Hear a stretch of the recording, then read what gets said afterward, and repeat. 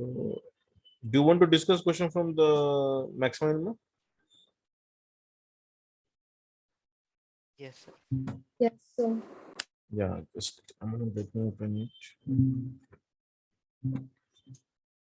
Maximum.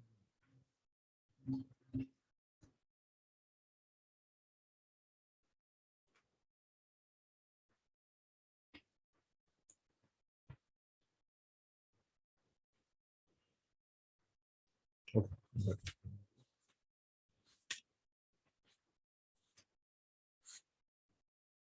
All right, so you can start. Tell me the question number you want to discuss. One, everyone done? One, Yes, sir. two, three, sir, I have a doubt in the third one. third one. Find the area of the largest rectangle with lower base on x-axis and upper vertices on the y-axis. Oh, on the y. This okay.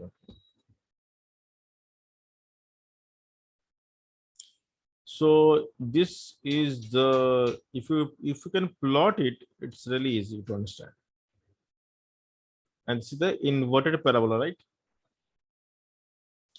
And you can see that when x is 0, the y is 12. So it is like 12.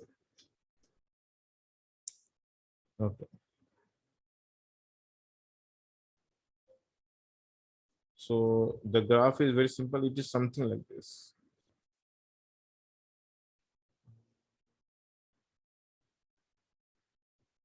Let me redraw here. So if you realize this, this is called inverted parabola. Something like this shape, and this is 12. Now, if you try to draw multiple rectangle, you can draw something like this.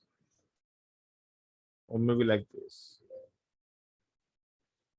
So we have to choose the rectangle with maximum area.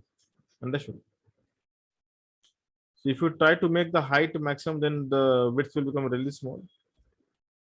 And if you try to make the width really big, then the height becomes small. So we have to think about which of the possible rectangle will be the giving the best answer.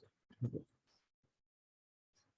So the height is y, and this is x. What is the if I call this is x, and this is y, and just you can remove many actually. Just take any one. So if I say this is the y height, and if I say this is x, what is the area? Area equals to what is the area of this rectangle? 2xy. 2xy. Very good.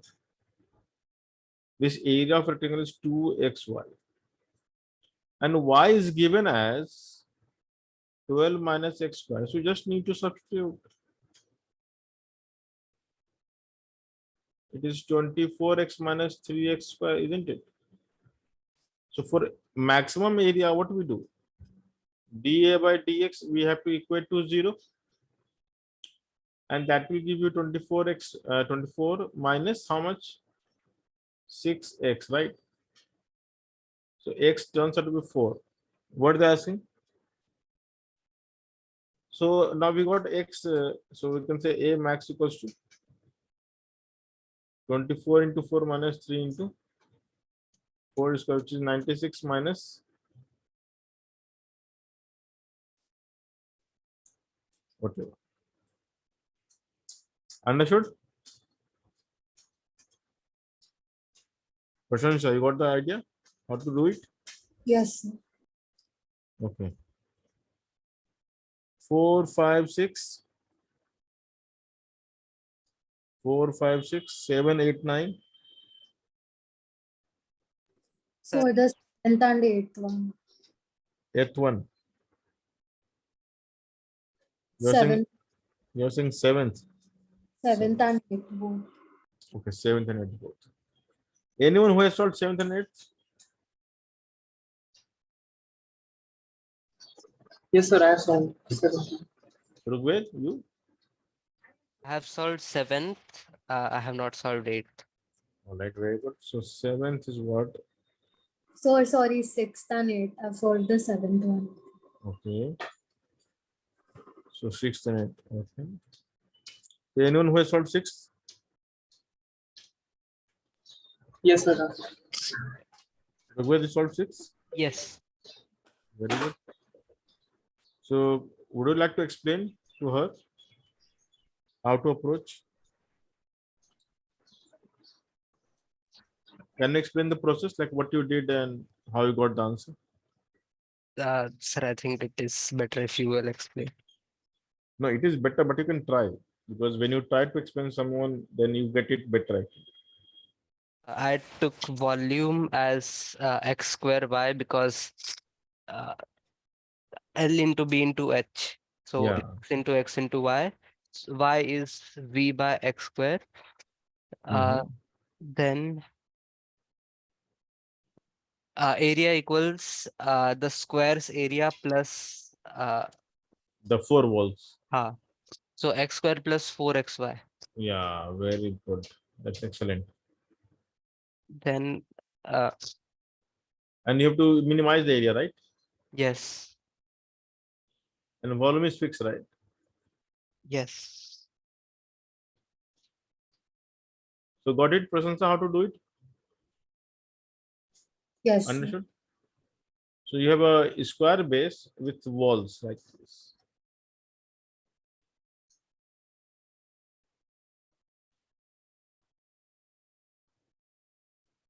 And it's open, right? From top, I think so. Yes. Top is open. So you have four walls and one floor. So the total area is four wall area, one floor area. And volume is fixed. So V is a constant quantity, so you cannot do V equals to this and Y equals to V by X square, which is what he has substituted here. And after the substitution, you can get the answer A equals to 4 unknown by X plus X square. And then you can differentiate further, you know how to do it, the rest of the things. You get minus 4V by X square plus 2X equals to 0. And this gives us the answer x cube equals to 2v, right? X is cube root of v. What they ask?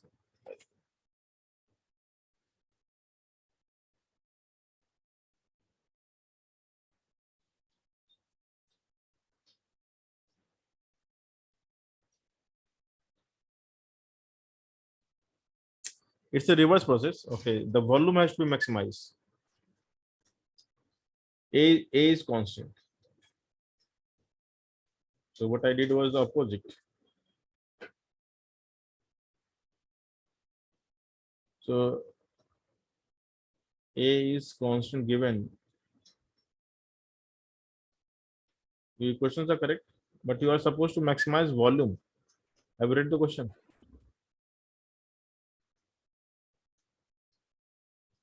So let's maximize the volume instead of area. Area is constant. So you have the amount of material given to is fixed. Understood? So now you can write here as a equals to or a minus x square equals to 4xy. So y we can replace by y equals to a minus x square by, and now this y has to be substituted here. So now v is x square into a minus x square by 4x. So v turns out to be ax minus x cube by 4. So the differentiate dv by dx,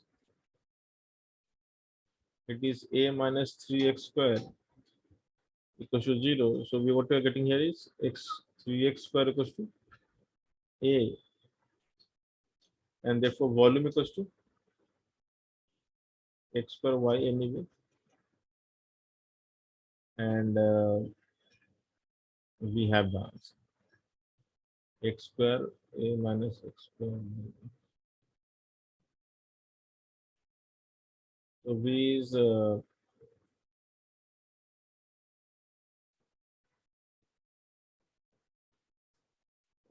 This is the answer. So what they're asking, 6. Determine the dimensions. Okay, they're asking the dimension. Oh, what we are doing. Only dimensions are required. So we got x equals to how much? A by 3 and under root. We got the dimension and y equals to a minus x square, which is a by 3, and 4x is a by, so it's 2a by 3.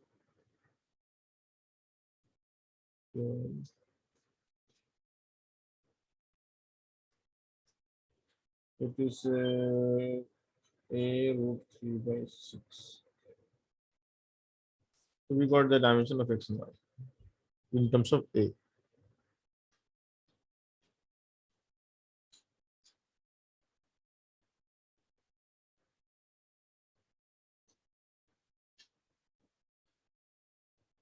Yeah.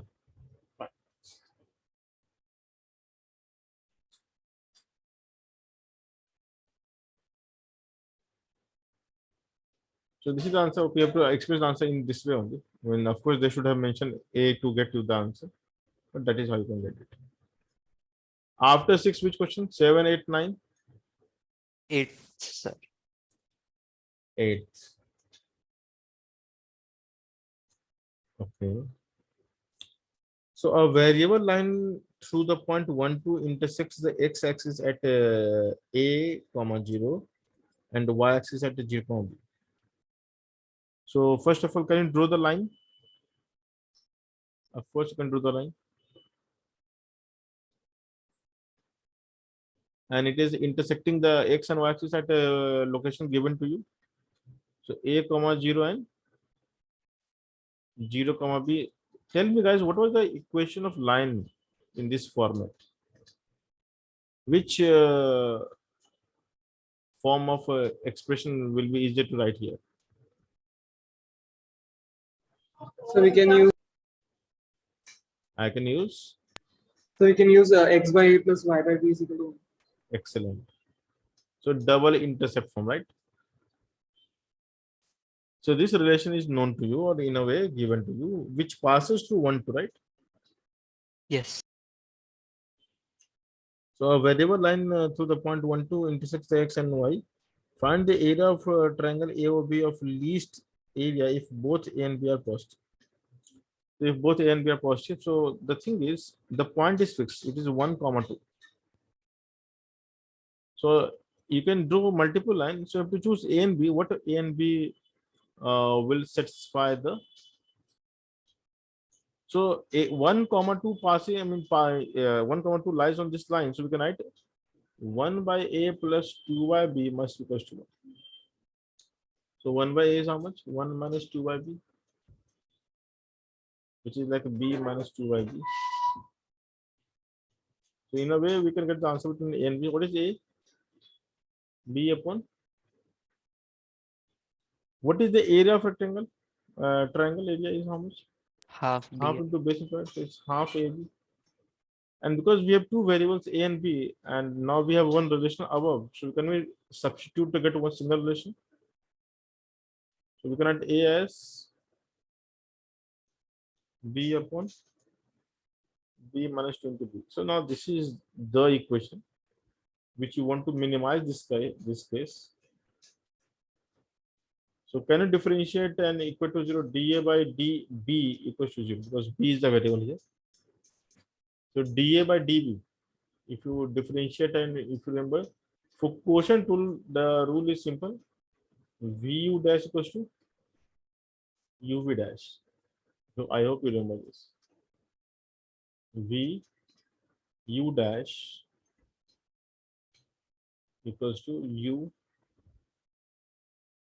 dash.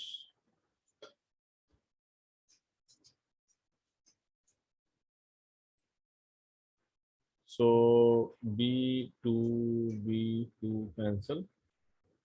So 2B minus 4 equals to B. So B equals to 4 and therefore A equals to 4 by 4 minus 2, which is So for a dimension A equals to 2 and B equals to 4, you should get the minimum area. Let's substitute the value into this and let's see how much is the area. Area equals to half into base into height, which is just 4 units. Now you may ask, sir, why it is minimum? If you differentiate dA by dB 2 times, I mean the A 2 times, you will get a value which is negative, which is positive. So you will get the no, this is minimum. But because they are asking minimum, so this is the answer. This should be the answer.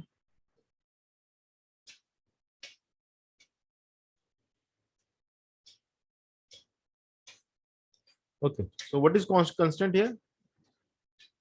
Do you realize the constraint? The constraint was the line has to pass through 1, 2. You're forcing the line to go through that point. So that is the constraint. So how many lines we can draw from the point 1, 2? Tell me, guys. How many lines we can draw from here?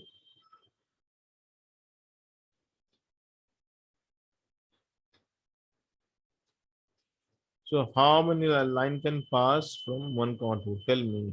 Yes. Infinite. Infinite. And so we are supposed to choose that line which gives positive A and positive B, but encloses the minimum area between the line and the x-axis and the y-axis. That is the meaning of question. I hope the question is clear. Yes. Okay, 9, 10, 11. 9, 10, 11. Okay, you haven't solved.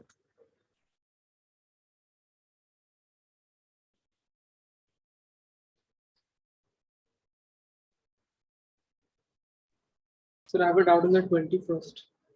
Okay.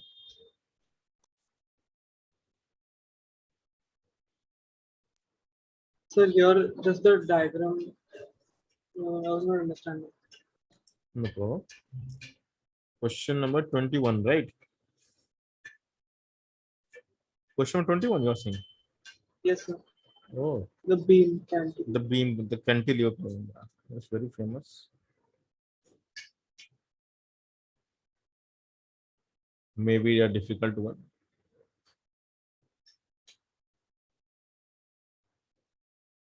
The question is, a cantilever beam of length L has one end built into the wall. The beams are like your, facade, or it's like a balcony in a building. So balconies are like generally it's like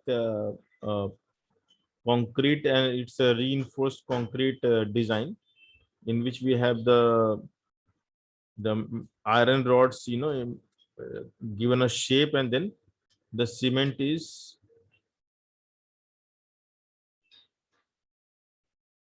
so the iron rods are given a shape, and then the cement is poured in a liquid form. So it holds the iron rod, and the rod is actually embedded into the wall by making a hole into the wall. They put the iron rods there. So it is like a support. Okay. And then you can extend it beyond the building dimension, and it will still hold it firmly. So that is called cantilever in terms of physics.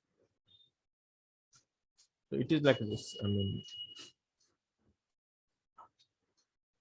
it's like a beam, just like your balcony. And then this is supported. This portion is a part is inside the wall, like this. Understood? So what happens due to its own weight, it generally bends. Not much. It's like bending will be like few fraction of a degree, like 0.25 degree, 0.1 degree, like some degree it will bend, maybe 1 degree. It is so negligible that you can't see the bending. But if you increase the size of the facade and this balcony, if it becomes really big, then the bending is visible. Or let's say if it is not made of cement, but it is only rod, the rod will bend more actually. Cement is having the rigidity, it doesn't bend. The rod is able to bend because cement is molded over the rod.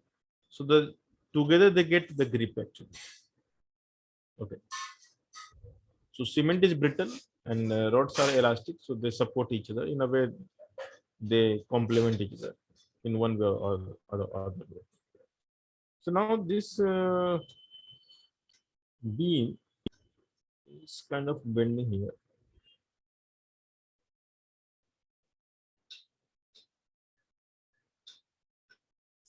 Like this. So question is, a cantilever beam of length L has one end built into a wall. As you can see, this part is into the wall.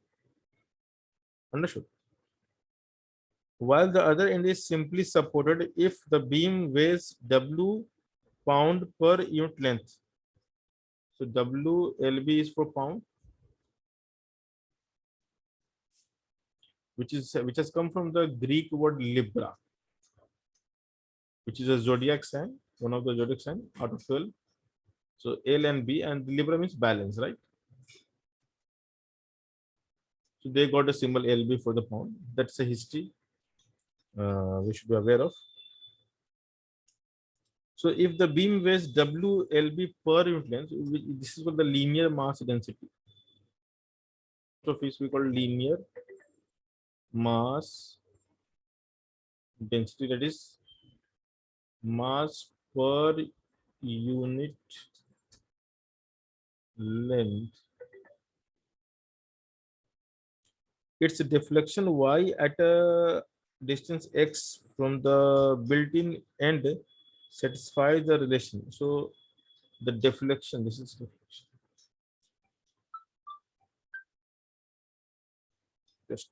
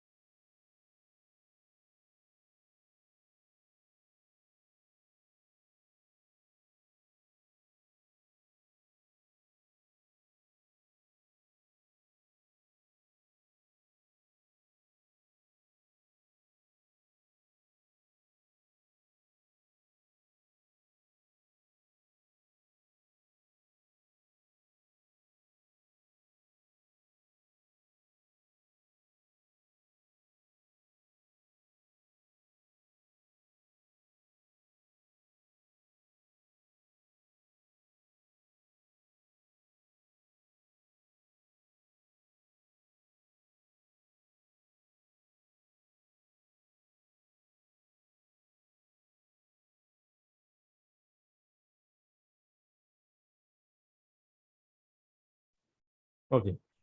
So the deflection is given, and this is like deflection. As you move away, the deflection will grow. So at a distance x, the deflection is y. It is given this way. So x distance away from the wall, the deflection is y, or you can say the bending is y. And it satisfies the equation.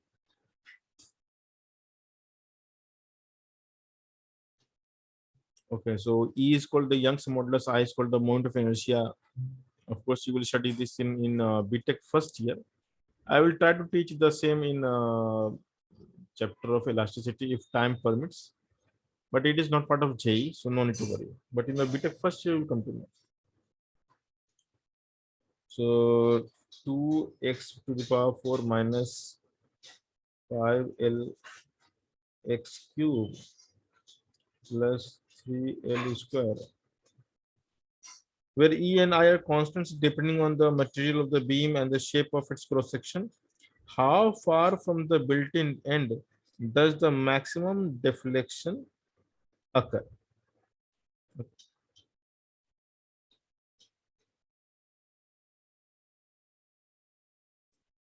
So here the situation is different. Now you may be wondering that, okay, so here this is not the situation as I can see or read the question. So one end is the wall supported, the other end is simply supported. I just read the question, which means this is also supported like this. Some support is there. So it will deflect this fashion. You can understand this is the deflection.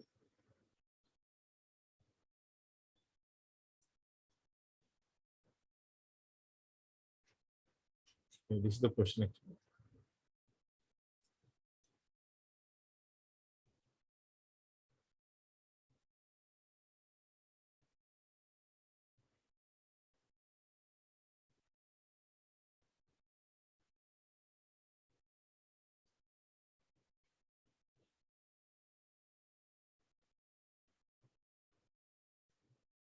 Okay, now the question is, as you move x away,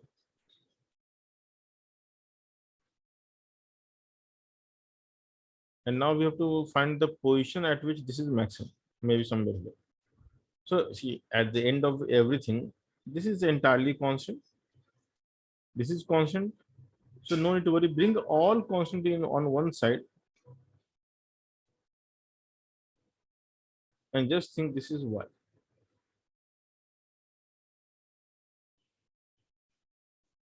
So mathematically, it is a simple thing.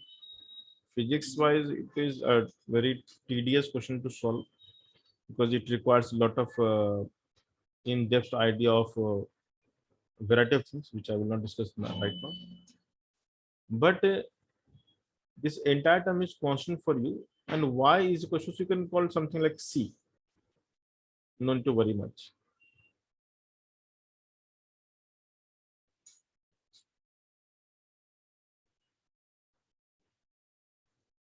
And now to maximize the y, just differentiate it. So for y max,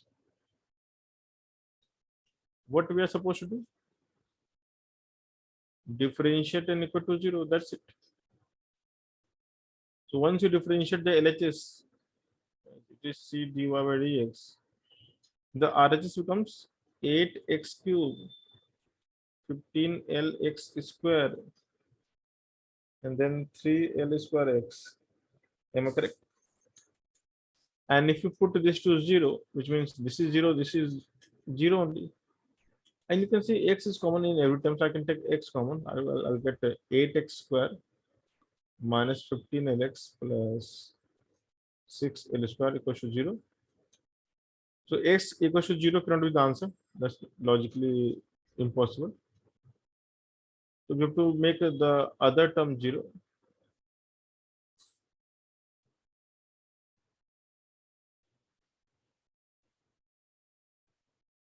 So finally, this is the quadratic equation. And this quadratic, I believe you can solve.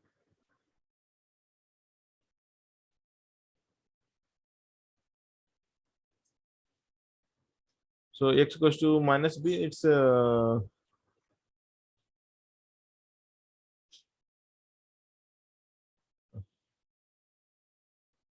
minus b plus minus b square minus 4ac. 4 into 8 into 6 by 2. What is this much? 225. This is a bit of calculation. Let me do it. 225 minus 486. It's 33. Really bad answer. Anyway.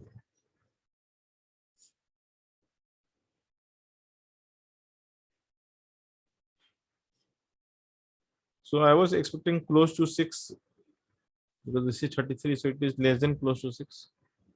So maybe 36 we can attach. Minus 3 then.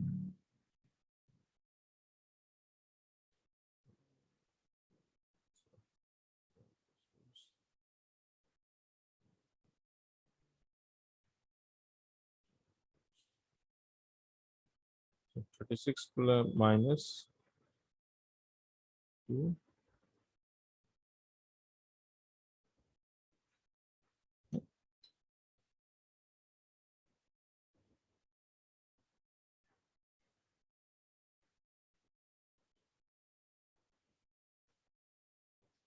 Roughly it is of fine. This is uh,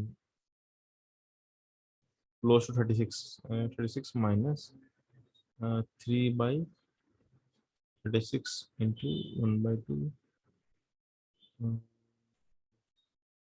3 into 4, 48. 48. 1 minus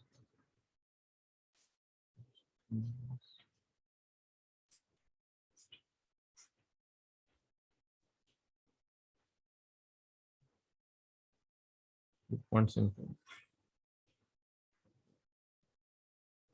So it is roughly 35.25, the root 33 value. You can also check.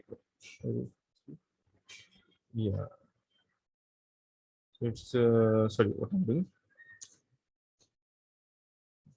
6 into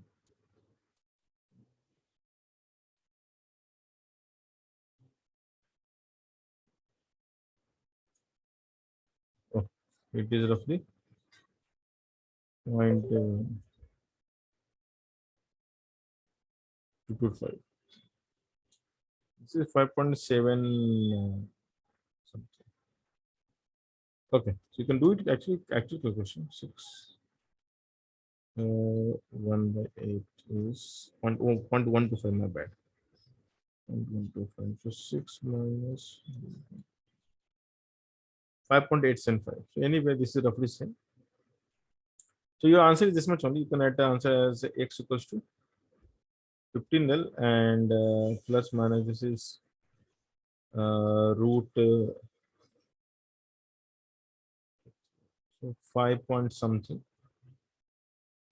And there are two answers because for every height this is same here also.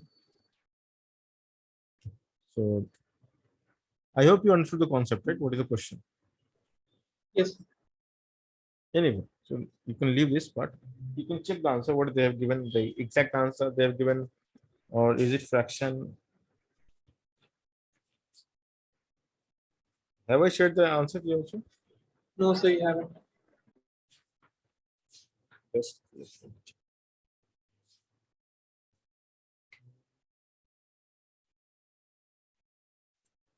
This is chapter 3.5.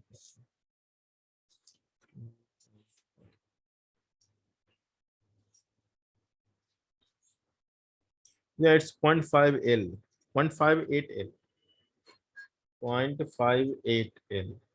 Let me check. Root 33 minus GM divided by 16.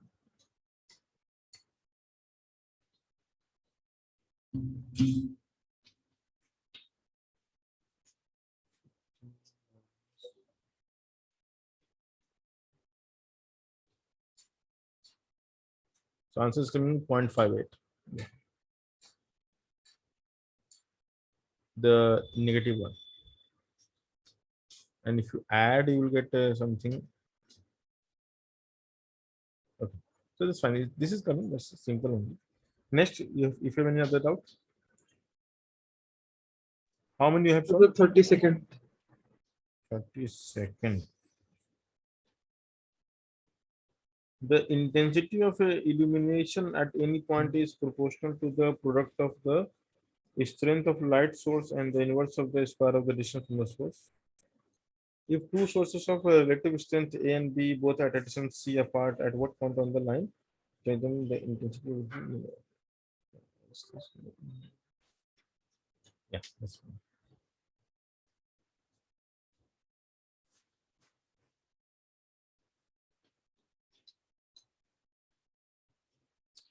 So this is a really nice question, and you will get a lot of questions like this in physics, in a chapter of electrostatics or gravitation.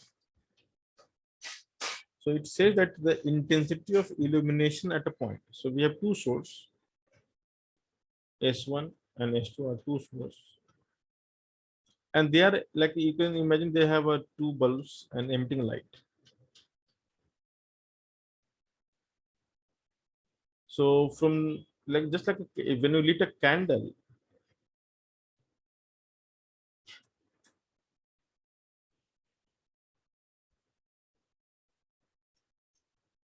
the candle emits light flux. We call it luminous flux, or we simply say the lux.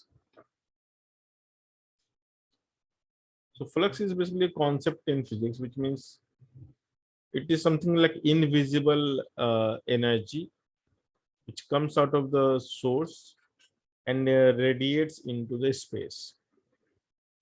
Okay, so something is coming out of the source which you don't see, and the value, or we call the intensity.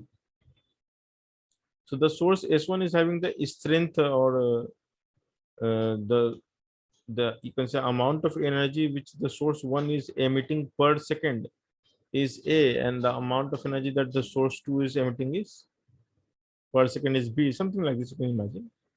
And now what it is saying is that the intensity of illumination at a point, so if I choose a point, any point at a distance x from this end, so C minus x will be from this end. So how much light will fall here from both the source? And it is saying that the intensity of illumination at this point is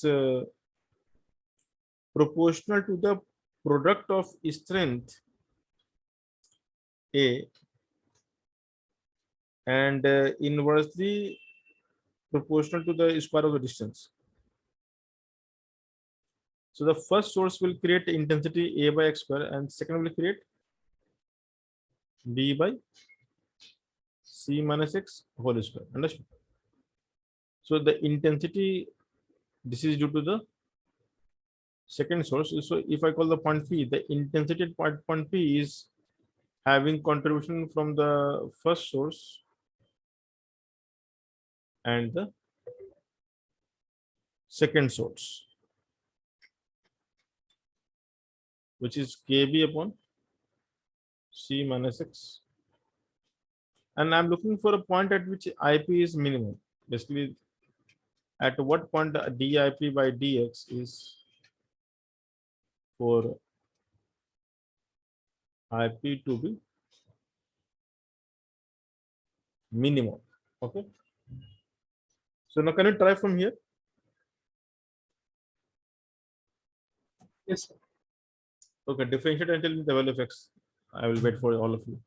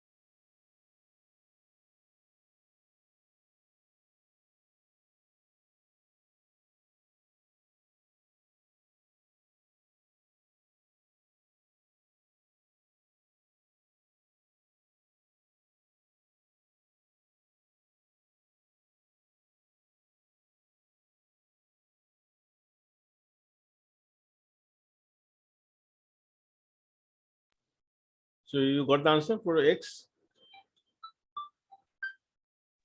Yes, sir.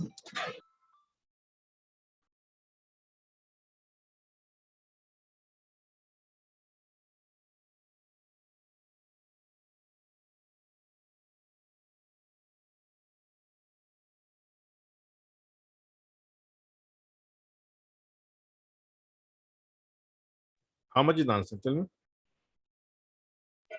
Sir, 2bk upon c minus x whole cube X equals minus to 2bk, but k will cancel out. No, k will not come. K is anyway common. When you differentiate and equal to 0, k will cancel out.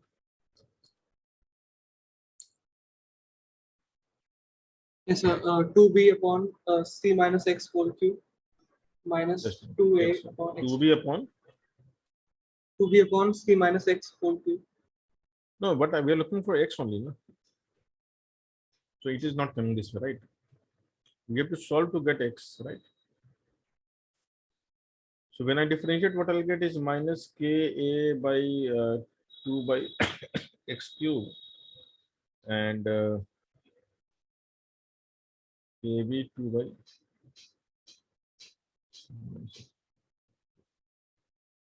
Okay. And when you equal to 0, K gets cancelled, 2K gets cancelled. So what we have is 2A by 2 gets cancelled. So what we have is the A by X cube is same as B by C minus X whole cube. So the way of solving this interesting. C by X whole cube is B by A. So C minus X by X we can write as the cube root of B by A. And therefore the C minus X is thrice of B by A cube root. And okay, this is multiplication sign.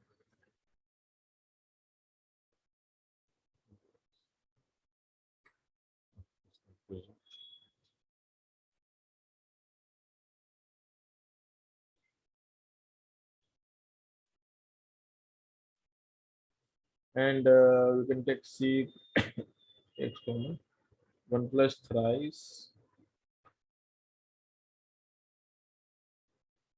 So X is C upon 1 plus 3 B by A.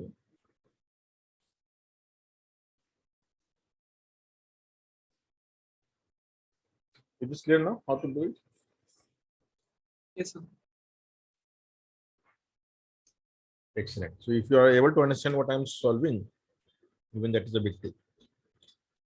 Because 80% students don't understand at this stage of learning. So what you're solving is really good, and you will see that the future will be really beneficial. I mean, you will enjoy the process of solving questions because you know the maths. So again, let me tell you this, repeat this, that the entire physics is not difficult. It's nothing, just pure mathematics. Concept will be used to understand the question, but to solve it is the mathematical ability which will eventually work. So if you won't believe that even when I solve question today, something really new, something really tough, sometime I had gone to the extent of writing roughly 20 to 30 pages just to get one correct answer. So it is not like a teacher gets answer just like that. Because we as a student, we as a student have practiced the similar way, the way you are doing right now. And we also used to get stuck. It is not like we are genius. I mean, we are just like very ordinary average student. So we get used to get stuck, and we used to work very hard, maybe spending the night, day, and we used to keep on thinking about the problem. So eventually we got the solution without any help. So yeah, in my time there was no one to help because I was the only one studying. Now in your time you have the privilege to ask me any doubt if you have. So don't lose this privilege. Make the maximum use of this privilege. So you have, if you have some mentor or some guide who can help you at any time, that is like a privilege only. So make a use of it and solve as much as possible. If you get stuck, don't worry. We all get stuck. I mean, if you think that okay, we are like genius and we solve every question just like that, That's not the case, very honestly. We get stuck, we struggle a lot like a hell. And I can show you some question which I solved for almost 20 to 30 pages and all were incorrect. But it is like we used to enjoy the process. So even though maths is difficult, we kept on doing it and eventually develop a lot of ideas, vision, and mathematical skill.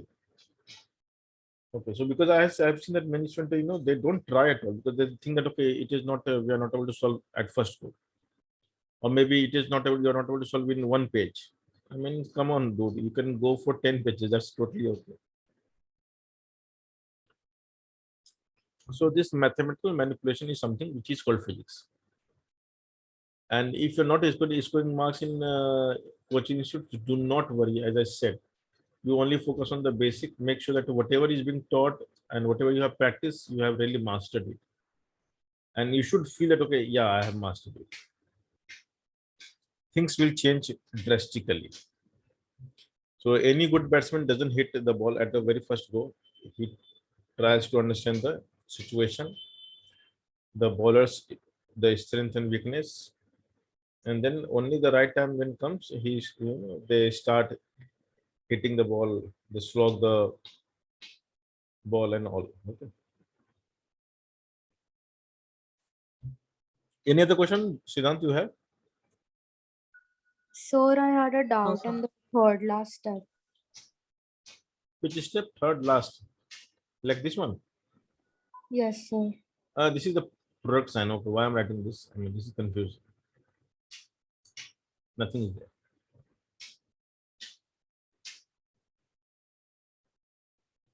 So what we are doing is this is fine. Huh? X will go this side, multiply. So this is okay. Okay, I have made a mistake. This is 3 was not there. This is not there. Very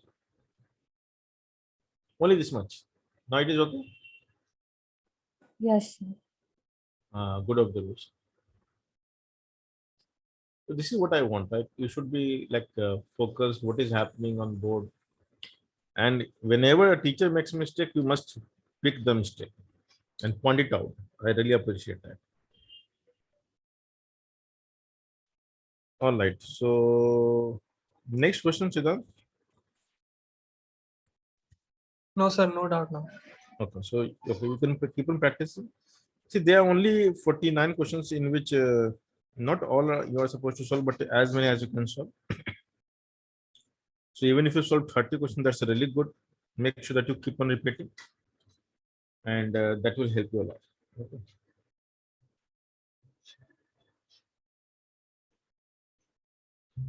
So we can go to the next concept, which is the basis of kinematics.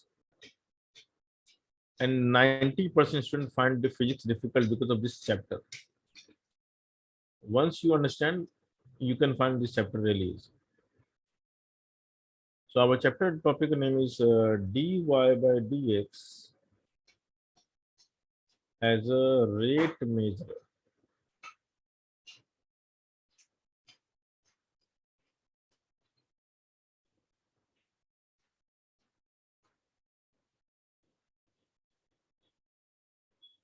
So dy by dx as a rate measure. What is rate in physics? A rate is a very common term. So when you go to any shop, let's say if you go to a sweet shop, they cannot write the price of the entire sweets in their shop, right? They only write the rate, that what is the per piece or per kg price of the sweet you are trying to purchase. If you go to cake shop, they put the price tag for per cake, or if it is pastry, then per piece of that pastry. So the per of something, like a price per something, is called the rate in that case. In physics, the rate is something really interesting, and we need to understand that how any event is taking place in a time space. Like as the time is progressing, what kind of change is happening? That is called rate in physics. So when you try to observe any event which is varying over the time, or time is time interval, then we can define the rate. Okay. So you can talk about the temperature. Temperature is a really good example. When you wake up in the morning, the temperature is really cool. In the afternoon, it rises. So we can say from morning to afternoon, there is a time event which is can be mapped in terms of time. So as the day progresses, the temperature changes in the atmosphere, and then by the afternoon, the temperature becomes maximum, and then again is as the sun starts setting, the temperature starts falling down a bit. So you can say that temperature is temperature is the event which is varying with time. Yes or no? So Yes, sir. we can talk about something called the rate of change of temperature, which is dt by d small t, d capital T. So d, the temperature we write as capital T generally, and that small t used for the time. So this is called what? The rate of change of temperature. What do you call?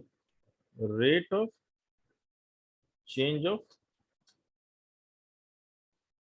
temperature. So this is the event that we can convert into this formula, and we can name it. Now similarly, imagine if you go to a temple. So in the temple, the rate of footfall, you can say the rate at which the devotees are reaching the temple premise, or we can call it a footfall. So what will be the footfall? Will it be same throughout the day, or will it keep on changing over the time? Since morning till the night, what do you expect? So in most of the temples, the morning is the maximum time of footfall, isn't it? And as the days progresses, the footfall will, it may decrease, it may increase. So if I start as early as 4 a.m., it will have less footfall, but by the time 6 or 7 a.m., the footfall will really be, there will be rush actually. And then maybe again after 8 o'clock, people will go back to their job and the footfall will start decreasing. So again, if I take the footfall as one event, then I can say the footfall event is time function, and therefore the rate can be defined. So we can define something called the rate of footfall, okay, per unit time, how many.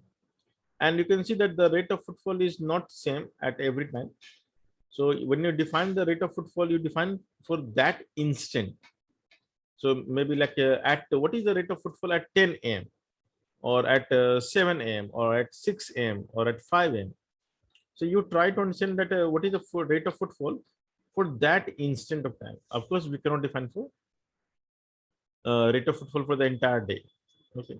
So for entire day, what we define is called the average footfall per day, in which we take the entire day as the interval of time, and then we count the footfall. This is a good idea to understand the per day footfall, because that will decide that if a Gurudwara is serving langar to the devotees, then they need to know the footfall count, because they need to prepare food accordingly, and it should not be less. It should not be, it should be sufficient for every devotee who is coming as a prasadam or prasad.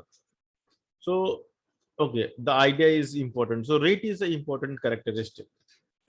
So of course we can take a lot of day-to-day life activities, and we can talk about the relevance of rate. So you saw that, okay, some of the example. So imagine in Mumbai, those who are from Mumbai, you can understand, the Mumbai will have the rainfall, right? And the rainfall we define for the month and maybe for days. And how we define the rainfall? We define the how many of rainfall happened on a day.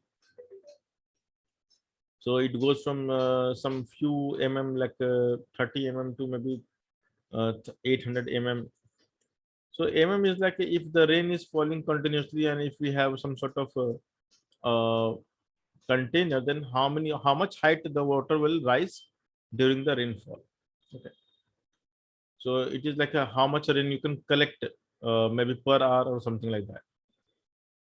And the rain collected will raise its height. So they define something, some cross section, which is, I don't know how much, maybe 1 square meter. and they try to understand that, okay, how much rain is raising the height.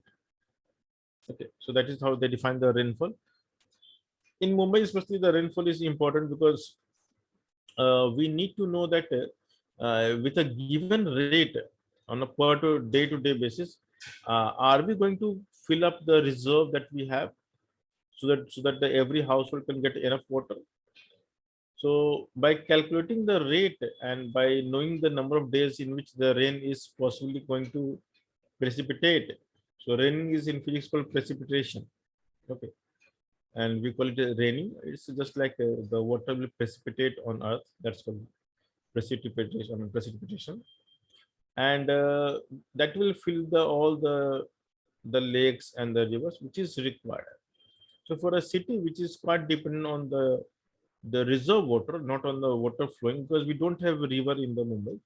We have the ocean. We don't have river, and what essentially we have is the lakes actually. So lakes are the lifeline of Mumbai, and we all must preserve the lakes. It should not be destroyed because the only source of water in Mumbai is lakes. Anyway, so don't worry much. We have sufficient now as per the Met department. The Mumbai lakes are almost 98% full by this time. Although we have already, I mean, these many months have gone by.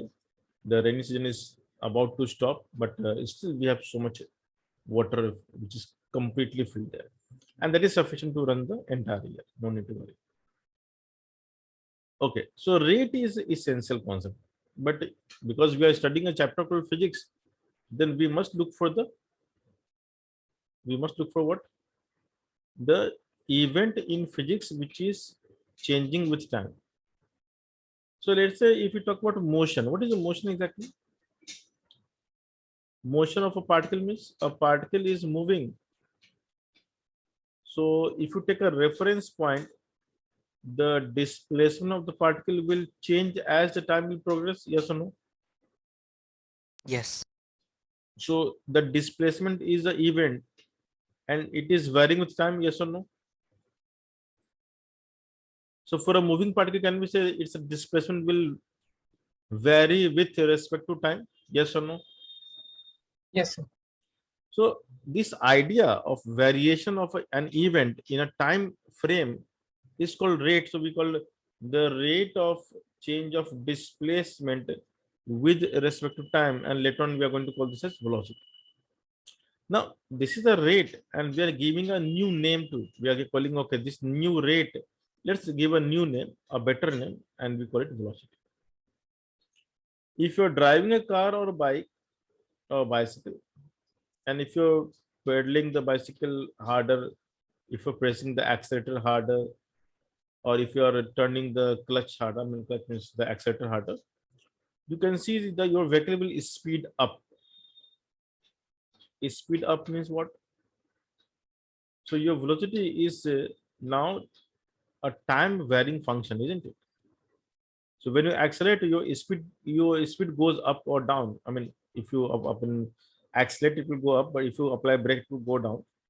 So can we say the rate of change of speed is also something which should come in physics? Yes or no? So velocity can change with time? Yes or no?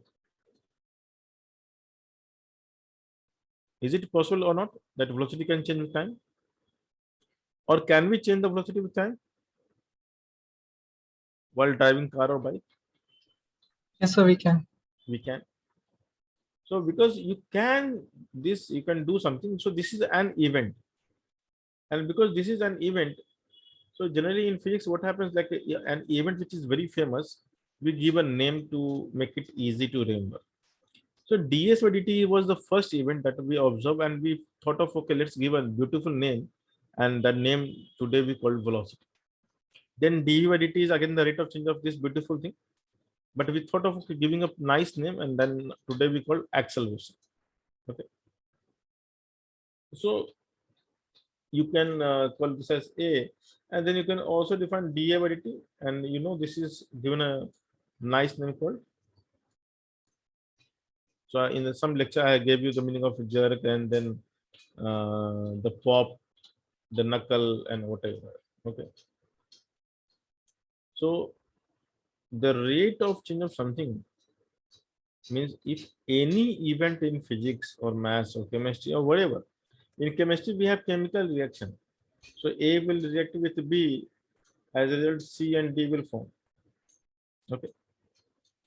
So a part of A is like some kind of you can say a reactant, B is the reactant, C and D are the products.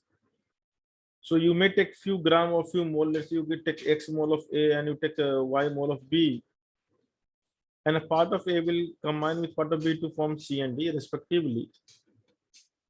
So here when the components react, then the mole will change of each, isn't it? So the mole of A right now and the mole of A after some time will be same or different if the reaction is happening. So if A and B are reactive reactants, I mean if they can react, then their concentration or the amount of mole will change with time, yes or no? Yes or no? You know concentration? Yes. The number of moles dissolved per unit volume of liquid. Generally, chemical reactions are carried out in a liquid fashion. I mean, we mix the chemical in a liquid and we let them react. Or if it is in liquid state itself, that's really good. So we tend to make the chemical reaction when they are in the liquid state. Solid chemicals, they are difficult to react in a better way. So we either make them in the powdered form and they put over each other if they are reactive, or we put in a liquid water and then let them react. So the chemical reactions are generally I'm saying, because most of the chemicals are liquid. So most of the chemical reactions are carried out in a liquid state, you can say. And therefore we define something called concentration. And that concentration during the reaction process will vary with time. Yes or no? Yes or no? Tell me. Yes. So can we call the rate for chemical reaction also?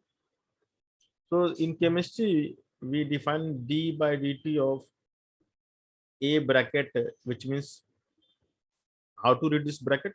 Concentration of chemical A, which means how much chemical is present per unit volume of the liquid which we have, diluted. So this square sign is for the concentration of chemical A. So similarly, we can add dV by dt.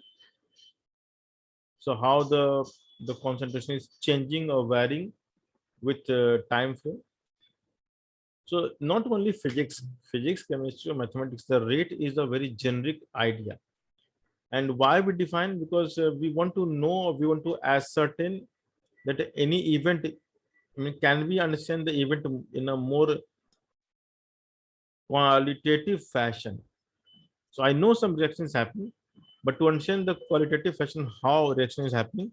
So let's say if I'm trying to do some research in a lab and then I have chemical A, I have chemical B, and I want that I need to keep on observing the reactions, because to observe the reaction, of course, all chemicals are alike. I mean, they look same. So technically, you can't differentiate the chemical just by looking at the color. So it is quite possible that there are 10 different compounds, and if dissolved in water, they all are transparent. Then how we are going to understand the reaction is taking place, and if it is taking place, then how it is taking place? So we have some sort of in chemistry we call indicators, or you can say testers. So what we do is we take a sample, we put in the indicator, we see some changes, and we from the change we uh, infer that okay, the reaction has taken place up to this extent. And this is important. So if I know the rate of reaction from some historical research, and if I am trying to do the same in my lab, I know exactly after how many hours my reaction will be completed, and therefore I can go home, have good time with family, come back to the lab again next day, because I know it will take at least 70 hours, I mean 60 hours or 30 hours. And that is the reality. I mean, if you go to IIT Bombay, uh, I have literally seen that students are leaving the lab only because they don't know when the reaction will complete, when some blast will occur. So they have to keep on monitoring. So they go to home, then in the hostel, they sleep there. they again come back and they check that how much reaction has proceeded. And if they go beyond time, I mean, if they miss the time schedule, they have to reinitiate the entire reaction. It's like very painful job for them also. So those who do the PhD or research, I mean, they need a lot of patience. I mean, extreme patience is required, and they put a lot of effort. So the relevance, what we are talking is the relevance of rate is a lot, not only in physics, it is everywhere. So let's say if a Mumbai wants to reduce the traffic, okay. So we need to know that how many vehicles are crossing a particular junction, a particular signal. And then to optimize the time, let's say if we know that more vehicles are coming to this particular junction, so what I'll do is I'll try to optimize the timer of the green light signal and the red light signal, because of the number of vehicles crossing that junction per unit time, or you can say per hour, or maybe you can say per minute, or per 3 hours, or per day. Knowing those numbers again are important, and those numbers will vary from day to night, definitely. So in the office hour it is more, and therefore as a smart city, if we talk about the smart city, then it is necessary to design those timer of the signal which can accommodate those vectors in an effective manner. So of course we hire the engineers from the outside, the foreign company. I mean, they come and they rectify these issues because they work on the real life problem better than us. So my whole purpose of teaching is that our student, our Indian student, when they become I mean good knowledgeable person after completing their BTech, they should be bringing the solution to the world instead of taking from them. So that's why I'm giving you the real life relevance of everything what you are studying. People, they generally ask that what is the purpose of learning this or that. So there's a purpose behind everything. It's just like we study mechanically, we study like some methods, some formula, and we think that okay, this is the end of the world, which is not the case. So now, after all the discussion, which I think sufficient to give you the motivation why we should learn this topic, we can go back to the application pertaining to physics. Okay. So I will keep my discussion mostly pertaining to physics. So I think I can remove this entire thing. So you have a chapter in chemistry called chemical kinetics, which is again rate. We have radioactivity chapter, which is again a rate. We have velocity, we have acceleration, we have momentum, we have work, we have energy. Rate is everywhere. So first of all, we need to understand that the rate itself is change of any physical event with respect to time is called rate of change of that physical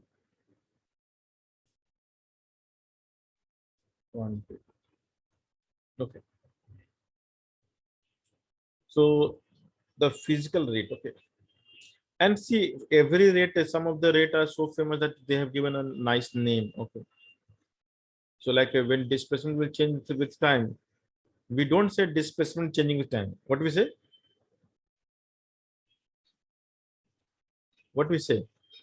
When you change your displacement with time? Velocity. Velocity. So velocity is not a something new thing. It's like it's just a new name to the event which we know already. Okay. And so when you say acceleration, you are saying some event actually. What is acceleration? The rate of change of which physical entity? What is acceleration? Rate of change of With time. rate of change of velocity with time. Exactly. So of course, see the context of a rate is generally time. If the context is different, then I need to mention explicitly. So as long as I'm not saying anything, my context will remain time.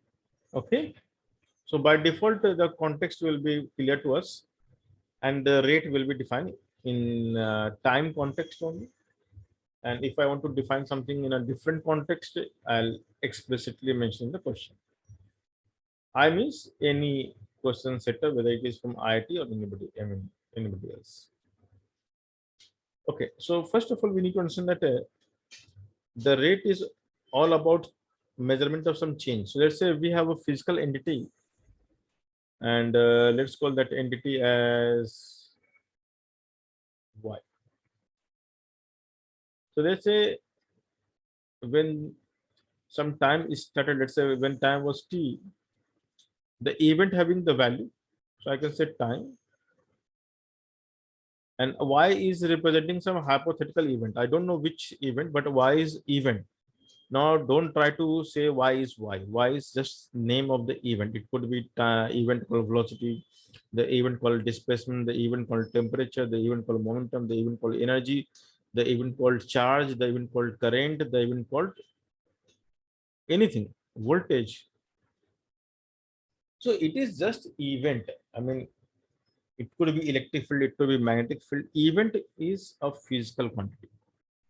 Okay. So what is y representing here? Event. Understood? And now when time you spend some time, or I would say when you spend sufficient time for delta t, so time has gone from t to delta t plus delta t, isn't it? Because you have spent delta t time. And therefore the event which we are trying to observe will also change its value from y to y plus delta y. So the first thing we define is called the average rate. Average rate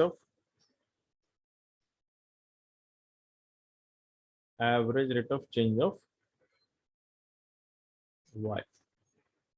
So how we write the total change in event upon total change in time.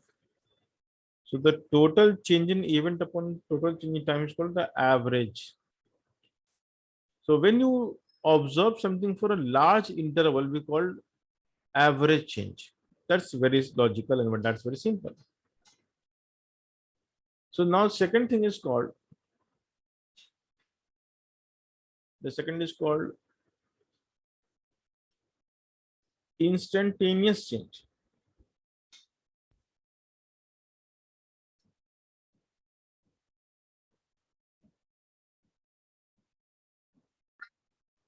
I would say instantaneous rate actually. Now every rate we can only define if you give me two quantities. First, the change of event, and second, the change of interval of time. Without these two, I cannot define rate. But when I say instantaneous, then you mean actually at what rate it is happening now. Now there is nothing like a now which I can define. So in mathematics, I cannot define now. For example, at what rate your height is changing now? It's very difficult because the height is changing so slow that even in next one day, the change will be insignificant, isn't it? So can we really see the growth of a child on a day-to-day basis? Yes or no?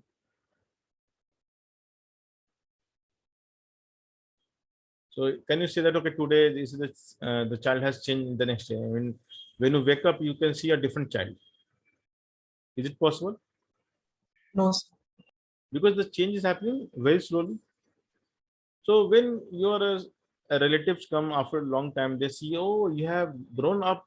I mean, they are a bit surprised because they are looking after large intervals. So for them, the change is significant.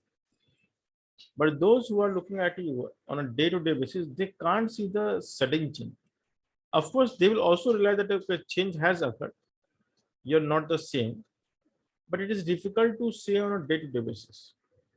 And that is something really amazing. Like how we all change on a day-to-day basis, but we don't realize. So we only realize when we see after a long time, okay, this is the peak 2 years back, this is the peak now, okay, we have changed. Instantaneous is a concept and it cannot be achieved, but we can approximate. So how to find the, okay, you're trying to find the rate. So rate means what? Change of something upon time. So how something change? I mean, to change, we have to allow some time, isn't it? To bring some change, some time must be spent, yes or no? And instantaneous is saying that what is the change right now? I mean, see, to ask what is the change right now, I need to spend some time to check the next value. So instantaneous change is represented by dy by dx, so dy by dt, and we cannot derive dy by dt, but we can say that if you make a change in y in a time interval delta t, and if you make the time interval really small, then the average change is close to the instantaneous change. For example, what is velocity? Rate of change of displacement, right? So if someone is asking you what is your velocity at t equals to 10 seconds, see, you cannot tell the answer because at t second I cannot comment because I need to see how much you have traveled in the next delta t. So let's say from t equals 10 to t equals to 11 seconds, you have traveled this much delta x. So your average velocity I can define. What is the average velocity? The average velocity will be delta x by 1 second. That is logical. Okay, I'll come to the symbolic notation. The average we don't by this y with this angled bracket, and this means what is the average of this average change? Sorry, this is the, we have to call this name.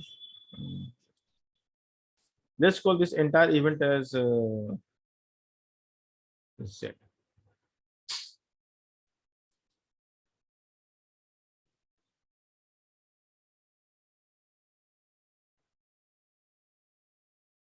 So change means you have to find the delta t and then you find delta x, then you divide. Then you can get the answer. But if someone is asking what is the value now, I cannot answer. You give me some time. I will check the next value and then I'll let you know. Now by reducing the interval, I can give you the value close to this answer, right? So what does it mean? If you make some observation,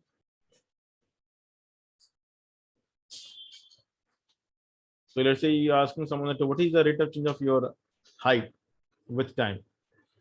Let's say time interval is 1 day.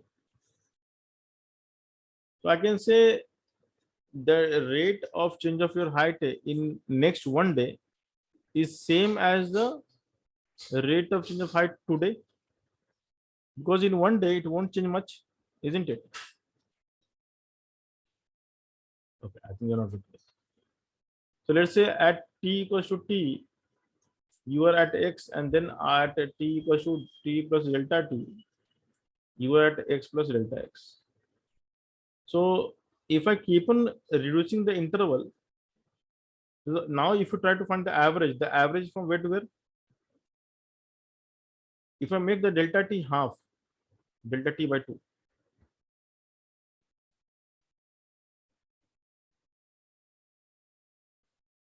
and this will have some value. Let's say this is delta x dash.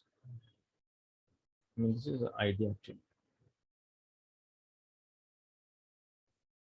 So now the average from here to here and average from here to here, which average is close to x or closer to x? Can you tell me? Which average is closer to x? The t by 2 interval or delta t interval?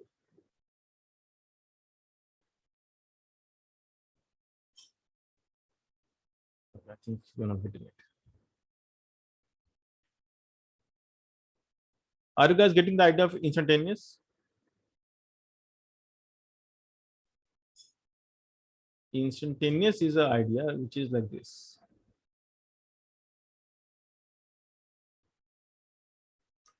So first of all, everything is measured. Okay, so we have to measure something, then we can answer it. So let's say a person is running and then I suddenly call you and I ask you, what is your velocity? Can you answer the answer? I mean, this question. And if yes, then how you're going to answer? What is the mathematical way of answering the question that what is your velocity? So you'll go back to the basic, which is the displacement upon time. Yes or no? Yes. sir. But you will, but because I'm asking to you right now, what is the velocity now? But if you displace, your time will change, isn't it? I want to know what is the velocity now when you are at this location. I'm saying, see, to find the velocity, I need displacement and time. But to get the accurate answer, what we can do is we can reduce the interval, isn't it? So as this will come closer to this point, the average becomes same as instantaneous, yes or no? If the delta x is really small, then it is as good as x. Yes. Yes, sir. If delta x is tending to 0, then you are delta x away, but still you are at x. So let's say if you're crossing the MACD while running the marathon in Mumbai, you're still in front of MACD, isn't it? Yes. Yes, sir. Maybe from the right window pan to the left window pan, or you have moved such a small distance that you are still facing the MACD, but just one step ahead. In that sense, you can find the average for one step and still you can declare as instantaneous. Understood what I'm saying? Yes. So every instantaneous value is the average value when the interval is tending to 0. So for a big interval, we call average, but as the interval shrinks to 0, the answer is called what we call Instantaneous. instantaneous velocity. So the average rate of change of x is, so average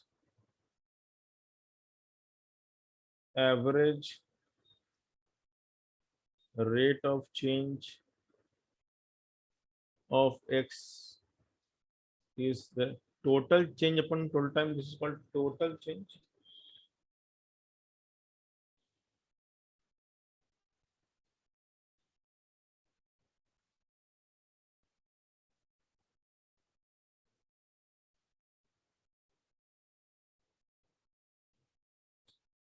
So average rate of change of x is total change upon total time taken to bring that change. That's simple. What is the instantaneous velocity or instantaneous rate of change? Instantaneous rate of change of x. So the instantaneous rate of change of x is how much?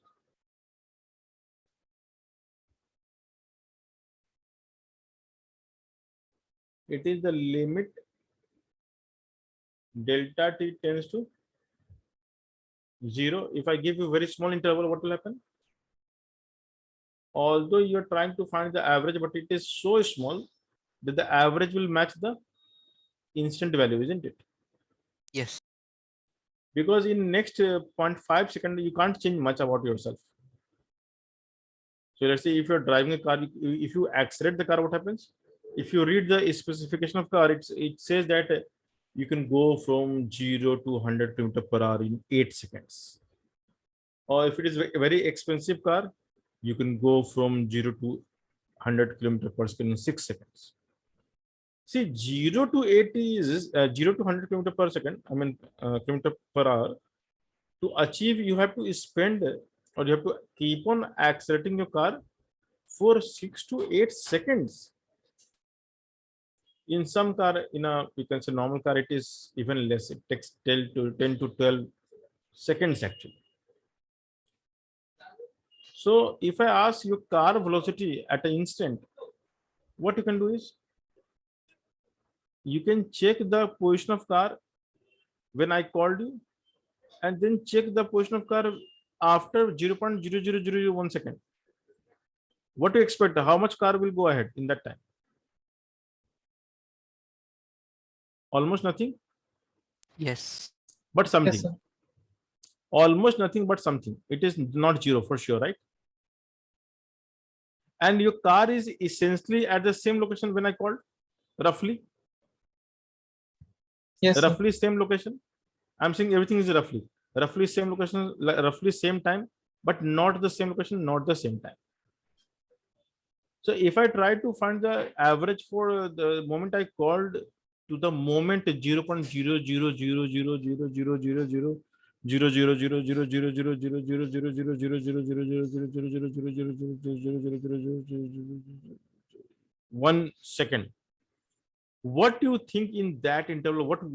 0.0000000000000000000000000000000000000000000000000000000000000000000000000000000000000000000000000000000000000000000000000000000000000000000000000000000000000000000000000000000000000000000000000000000000000000000000000000000000000000000000000000000000000000000000000000000000000000000000000000000000000000000000000000000000000000000000000000000000000000000000000000000000000000000000000000000000000000000000000000000000000000000000000000000000000000000000000000000000000000000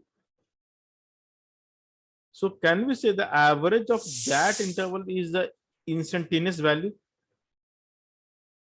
Yes. That is the purpose of instantaneous. Instantaneous and average only differ in the interval of measurement. Understood? And because from the calculus we know when the denominator is tending to 0, we can write as dx by dt. Is this clear? Yes. Hello. Okay. Very good. So every question of instantaneous rate of change, we can calculate by making changes and believing the change to be very small, and then using the approximation methods to get the answer.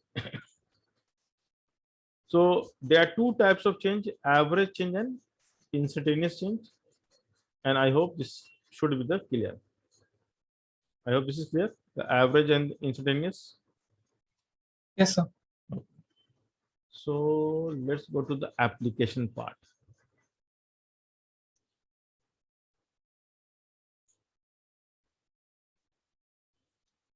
So very famous things are there. So we have, first of all, we'll define the in one dimensional case, I'll define. And then I'll define in two dimensional case because that's very important.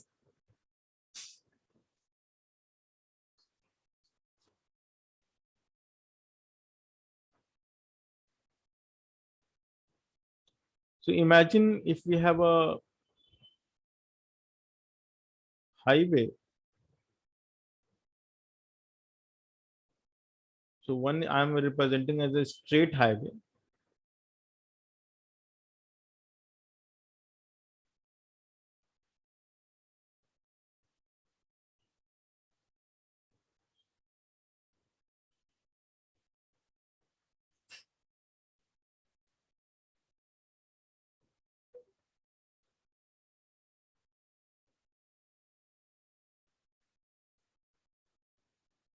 So this is the highway, as you can see. One is a straight highway, there is a curve highway.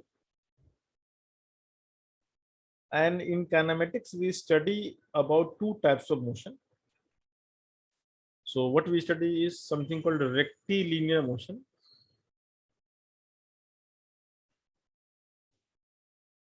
So as the name says, it is as like a rectangle. So this road is like a rectangle, isn't it?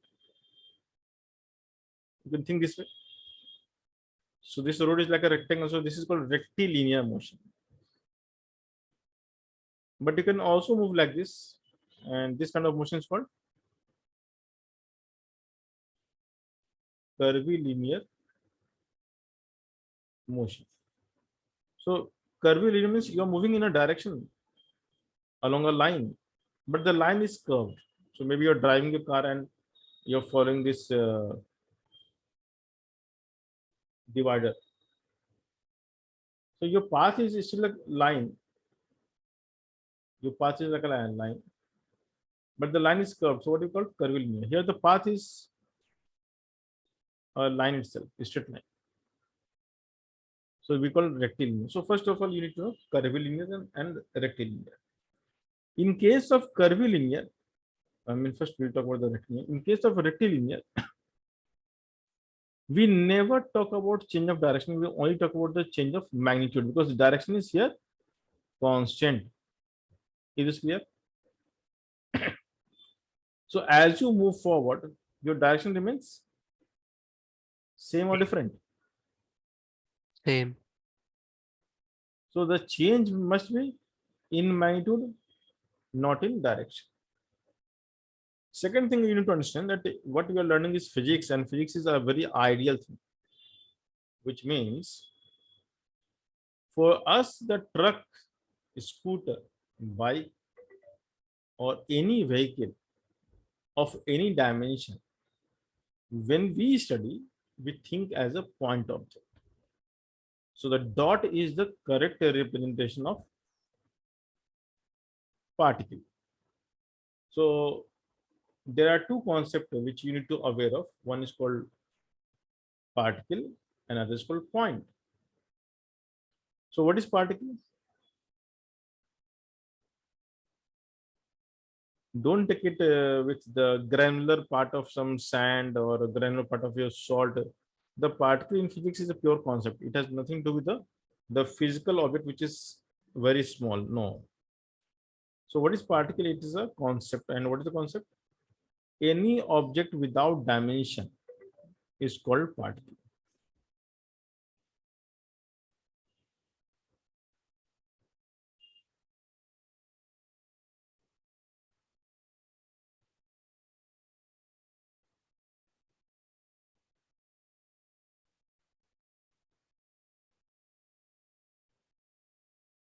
So for us, every object that we deal, we believe as a particle. We can represent like a truck or something, but when it comes to motion analysis, we replace the entire truck, bus, car, jeep, man, swimmer, buffalo, bull, everything by a dot.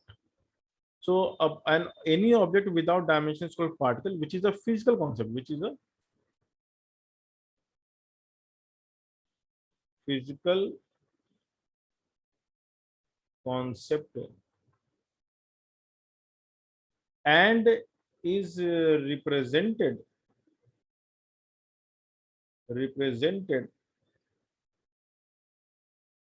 by a point, and point is a which is a mathematical concept.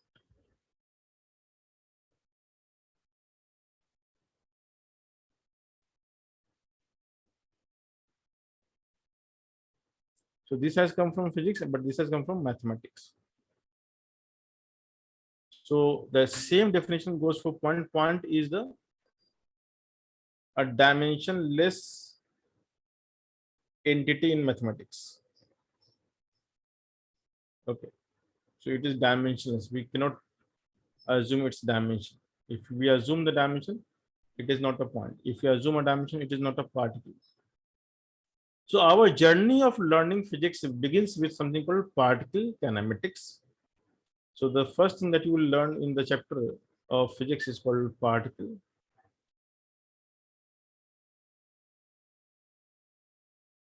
kinematics. And once you finish the particle kinematics, what you study next is called particle dynamics.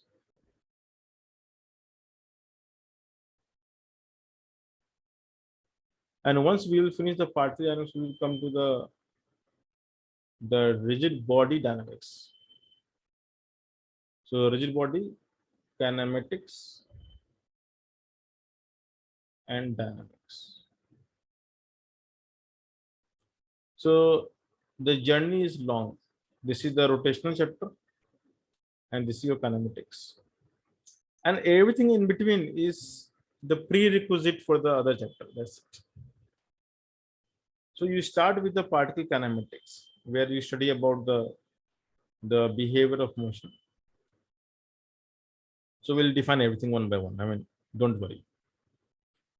So the rate, when we talk about the rate, in context of motion, then the thing which you need to know is displacement and velocity.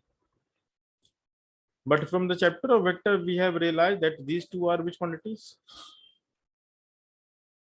Vector quantities or scalar quantities? The displacement and velocity. Vector. And vector will have magnitude as well as direction. Correct? Yes. And that is the reason in case of curvy linear motion, I can change the vector without changing the magnitude. I can only change the direction and that is enough.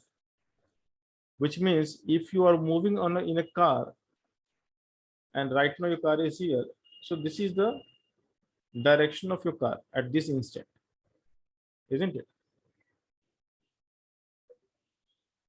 And then after some time your car is moving this way,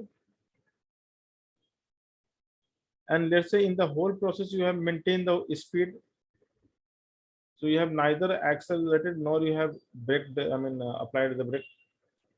So in this case, can we say the velocity is changing? Yes or no? Can we say the velocity Yes, is sir. changing? So velocity is changing because of change of Direction. direction, correct.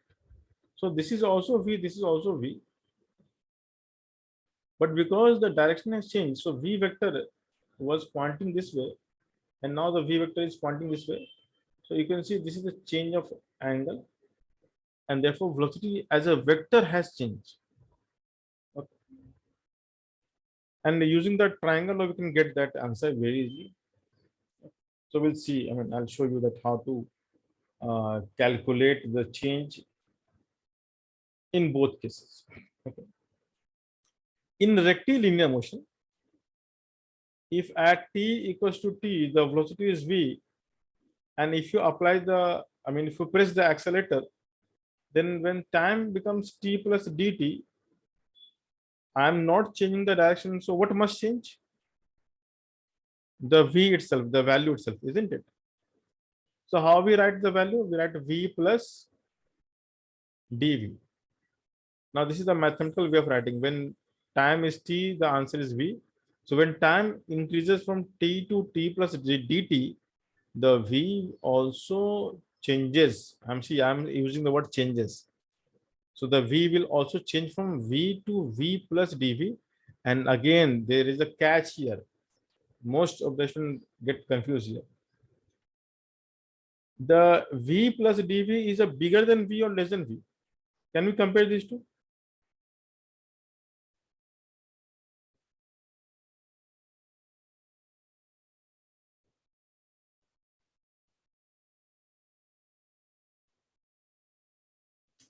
V is a value. V is the variable when time is t, and after time, because time always increases, so I can talk increment for time. So when time goes from t to t plus dt, the speed changes from v to v plus dv. I'm not saying increases. Why? Because I have no idea whether dv is positive or dv is negative. So dv itself can be negative. Understood? Symbolically, we cannot see the sign. Yes or no? So time changes or increases from t to t plus dt, but speed will change from v to v plus dv. What does it mean? Increment or decrement?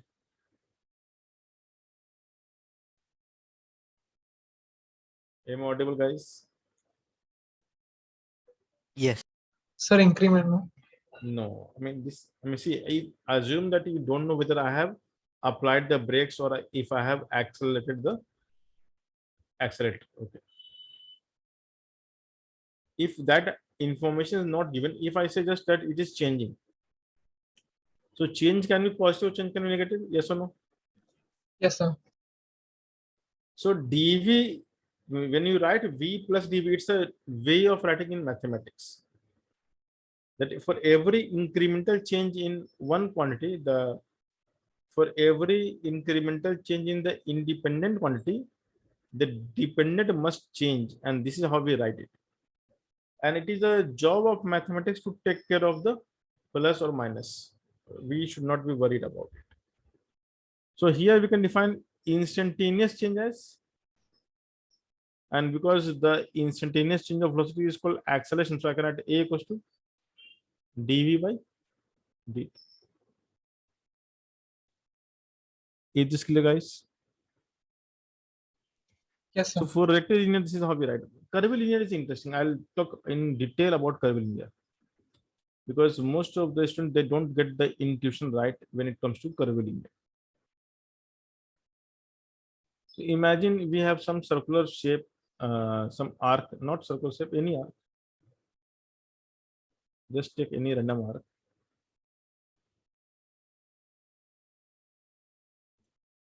And you're moving on this track. The first thing that everyone needs to learn in kinematics is to understand that a given track, if being followed by a particle, then the velocity of the particle will remain tangential to the track. Is this clear? Yes or no? Do you realize Yes, what I sir. just said? If you are following a track, then your velocity vector will be parallel to the track every instant, no matter what. Yes or no? Yes, sir. So after some time, let's say this is here. Now, because you are moving on a track, you may accelerate, you may decelerate. So there are many possibilities. If I call this as V1, I can call this as V2. Because the value may change, because I have no idea. As I said, I have no idea whether value is constant or variable. So this is the, I can say, accelerating particle, accelerating.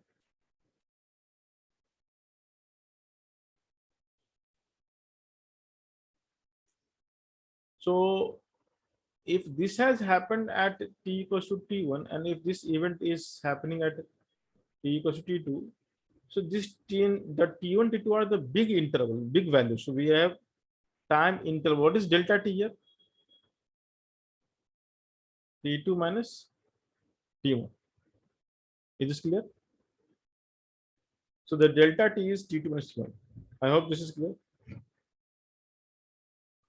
Now, how to represent in a vector notation? Because to find delta v, we have to write final vector minus initial vector, because we are trying to solve vector question, because in 2 dimension we write vectors, we don't write scalars. In 1 dimension, because direction is fixed, so even the vectors can be treated as scalars. That is like privilege to us. So what we need to understand is that the first vector v1, to solve any question of vector, the rule is simple. Draw the first vector and draw the second vector by joining tail to tail. I hope you remember the rule. So to join tail to tail, the V2 will look like this. Tell me, guys, yes or no? Yes, sir. And if it is speeding up, the length of the V2 will be bigger than V1. Yes or no? Yes, Correct? sir. All right. So let's say this was the beginning and this is the final.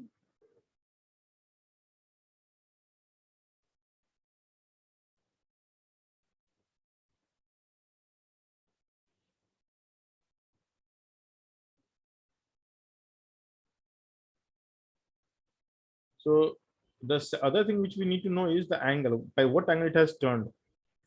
Let us assume the angle is theta. So this is the V2 vector, this is the V1 vector. Now we got the vector notation. So what is the change meaning?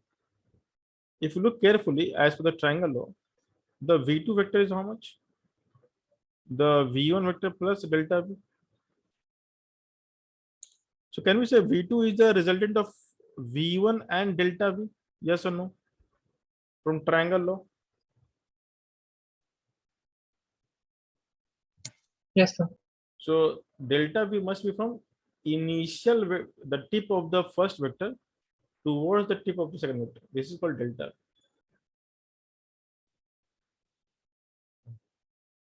Okay, what I'll do is to make it generic.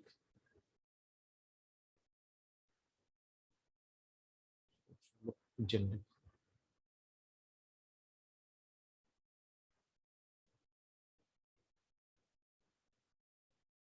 So do you realize the delta V vector? Yes or no? Yes, sir. So what is the average acceleration? Because that is the definition of rate of change of velocity. So the average acceleration, which we can also write as a vector with angled sign, which means, and by definition, this is delta V by delta T. Is this clear, guys? Yes or no? Yes. So you know that delta V is from vector relation or vector triangle you can find. So from vector triangle, we know the formula. What is delta V value? If I take the modulus from here, we know the formula which we studied in vector. Who will tell me the formula? Anyone? So Which can... V2 whole square minus V1 whole square. Oh my God. Where you studied all this thing? In vector. And who taught this? Me.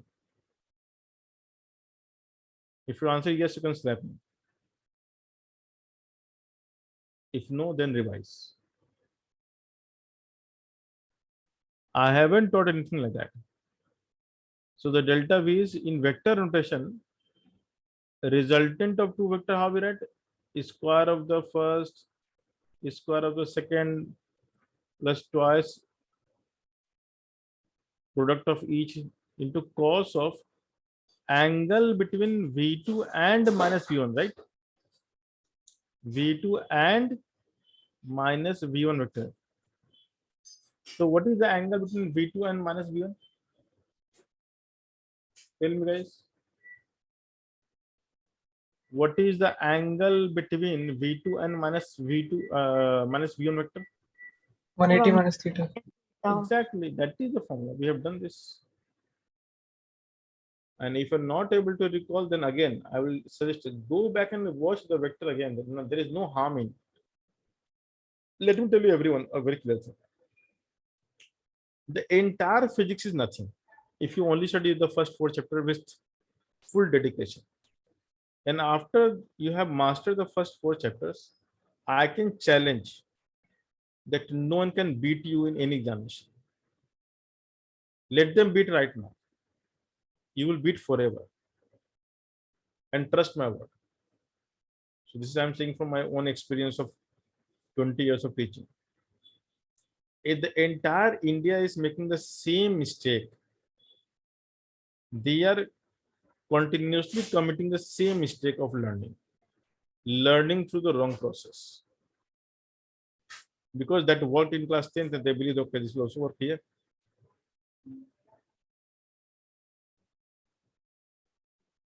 So unfortunately, that doesn't work.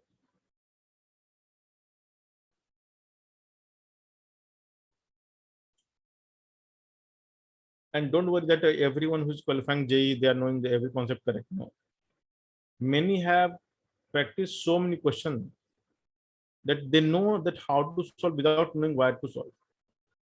And that is the fact about 95% IT, 95 or 97% ITs. They're not very good with physics. Hardly 1 or 2 or 3 guys are, or maybe I can say 10 to 20 guys are good with physics. The rest know physics. They don't realize physics. Because most of my students are like very good rankers. All in the rank 17, 168, 72 rank. Are they genius? No, they are just average. I'm saying just average. They work really hard, no doubt about it. They work day in, day out. They solve a hell lot of questions. And by solving so many questions, they got the intuition. but they know what is written in the book only, and many times it's wrong. So if you only master the basics, like just good with vectors, mathematics, calculus, you can just the physics will be like a breeze for you. Difficult to accept, but this is the reality.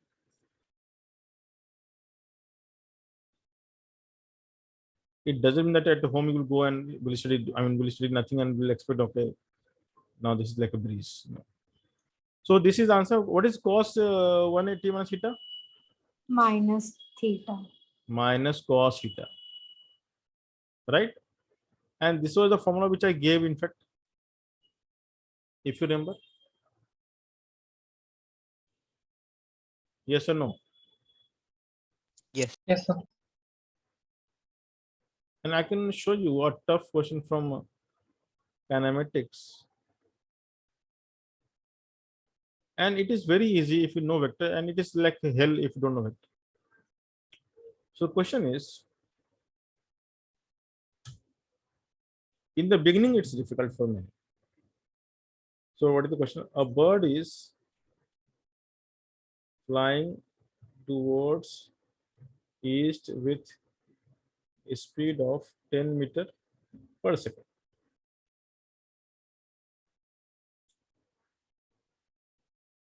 It changes, or you can say it turns left by right angle and continues to fly with same speed. If the time taken by bird to maneuver, who will tell the spelling? Maneuver, M-O-N-O-U. This correct? Tell me, guys, I don't know English much. You can help me. What is the spelling of maneuvering? Maneuver. The U is not there.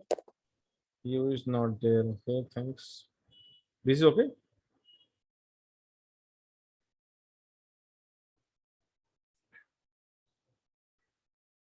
Like this? No. Tell Sir, me. it is MANOEUVRE. O-U-V-E-R-E. So actually, there are multiple spellings here on Google. Anyone One for a can. noun, one for a verb. E-R-E. E-R-E. Na? So I was almost correct. Eh? So No, proud sir. of myself. R-E, not V-E-R-E. Okay, E-R-E. V-R-E. Okay, almost correct. Still, I will say I was almost correct. So it is M.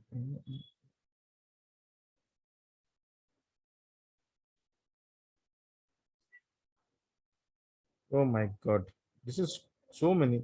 MANOEUVRE. Yeah, maneuver. Okay, maneuver. Okay. Okay. So if the time taken by the bird to maneuver, and there's other word also. Other word is called. Okay. Is 20 seconds. Then find the magnitude of average acceleration and direction of average acceleration. So this is the easy, or you can say difficult, both question.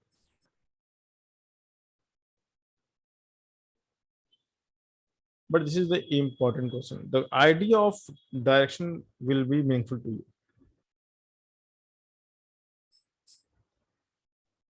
So when you're solving a question which involves direction, always do the x and y axis, because you know that the x axis will have the I cap, y will have the j cap direction, and try to express the vector in I cap and j cap. So can you do this now?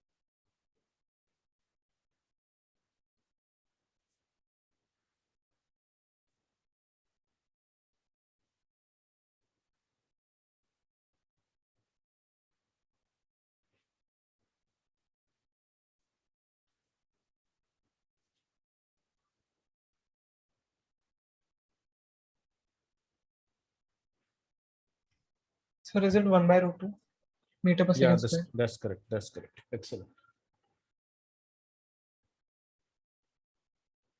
So the average acceleration modulus, first we write the average, then we take the modulus, is 1 by root 2 meter per second square. Can you tell me the direction? In terms of So north, south, northeast, east, west? It is north, east, or west? northeast, northeast. No. Think about it. So you were moving towards east, and then you turn west, turn north, right? Isn't it? So what is the V2 minus V1? So minus V1 is what? V2 minus V1 is like this. So the resultant is delta V represents the resultant of V2 and minus V1. Do you realize this? So what will be the resultant of V2 and minus V1? Tell me. So northwest. Northwest, because both are equal in value, so it is angle bisector. And this was the question.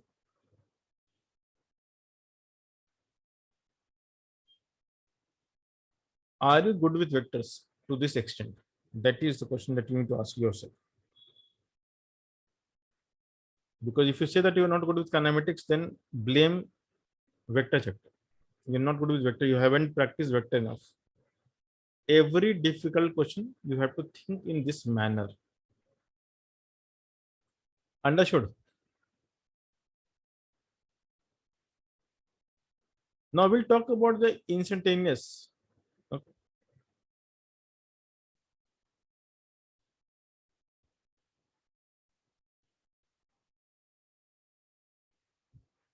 So question is, let me put a question first.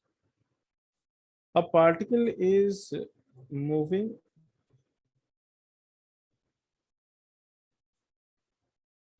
on a circular track. Now we are solving kinematics. Kinematics has started already.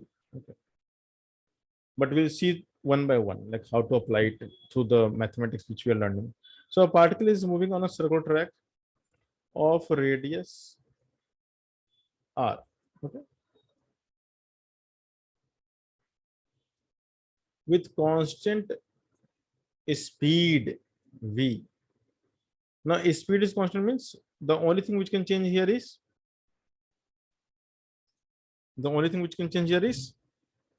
Direction. direction. Very good.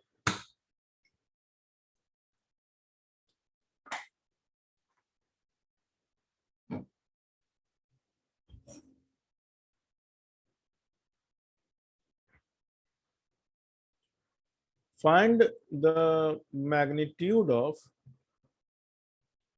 average acceleration. Find the magnitude of average acceleration when the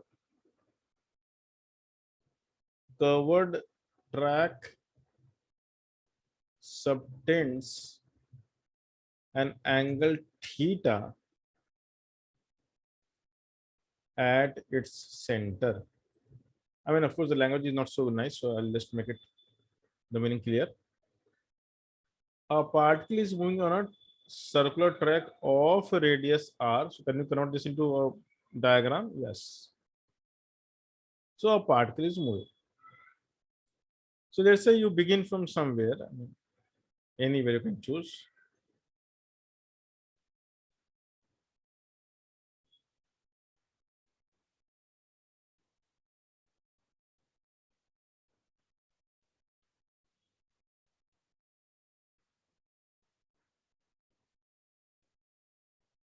So let's say you're moving clockwise. So at the instant the particle is at this location, can we draw the velocity direction like this? V? Can we draw like this? Yes or no? Yes. Yes, sir. Then after some time, you will be here. So the track which you have covered is subtending angle theta. This is given to us. and now your velocity will be tangential now like this. Now whether I'm writing v1 or v2, what is same for both? The modulus of v1 is same as modulus of v2 because the speed is same. And why v1 v2? Because they have different direction. So this is representing a vector triangle with two sides equal in length at an angle theta, isn't it? Because the angle theta between the radius and the angle between the two vectors will be same. This is also theta. Do you realize this? Both are theta always. Now this is something very hard fact. Just remember, this is always theta. Same. How? Can you prove it? Yeah, you can prove it. In a polygon, the sum of all interior angle is 360. So this is how much? Pi minus theta. So 90 plus pi minus theta. Oh, I don't know. This is alpha first. Let's say you pretend that you don't know. So 90 plus there are two 90s here and here, 180. Theta plus pi minus alpha. All must add up to how much, guys? Tell me. 360. 180, 180 is all gone. So I prove that alpha equals theta, which is logical.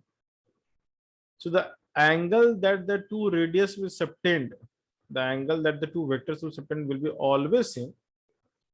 And the reason is the radius and velocity are mutually perpendicular. So this angle is same. So when the radius vector will turn by theta, the velocity vector will also turn by theta, isn't it? Imagine an L-shaped object. So if I turn this side of the object by theta, the other side will also tilt by same angle theta, isn't it? So this will be same as this, no? Because it's a rigid body, the angle is maintained. So if you turn one, other will also turn. Yes or no?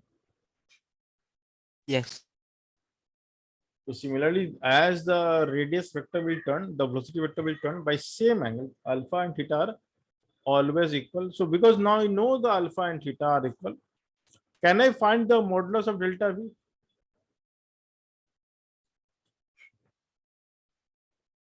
Can I find the modulus of delta V? Yes or no?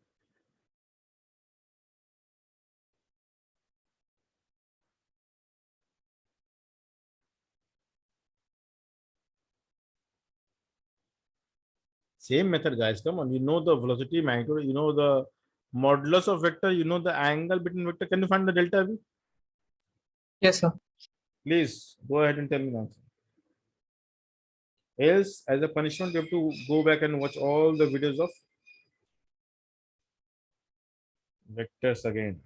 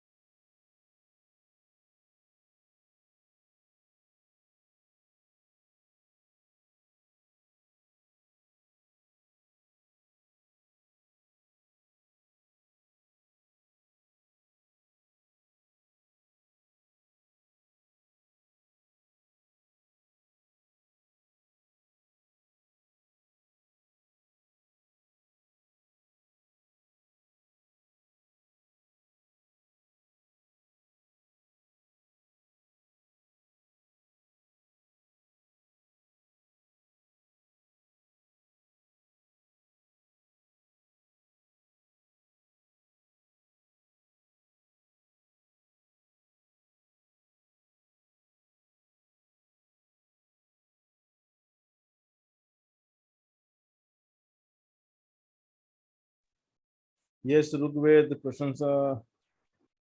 Siddhant telling the answer, guys.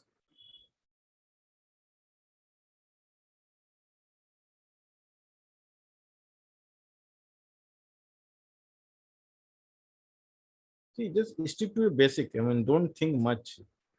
Too much thinking will disturb you. What you might be missing is later on. First of all, I'm asking what's delta V. So delta V is easy to find because the mod of V1, V2 is given to you, theta is known to you. Just substitute the formula, tell me the answer. What is the answer, guys? Sir, root of 2v1 square plus 2v1 square cos theta. Because both are same. V1 So and you can take common, na? yes, sir. So what will Two get? common. 2v square plus 2v square cos theta. Is it plus or minus? So delta V is the difference of two vector. Na? In a difference of two vector, Oh, what Minus. minus, na? Yeah, minus. Why you said plus? Why did you say plus? Tell me.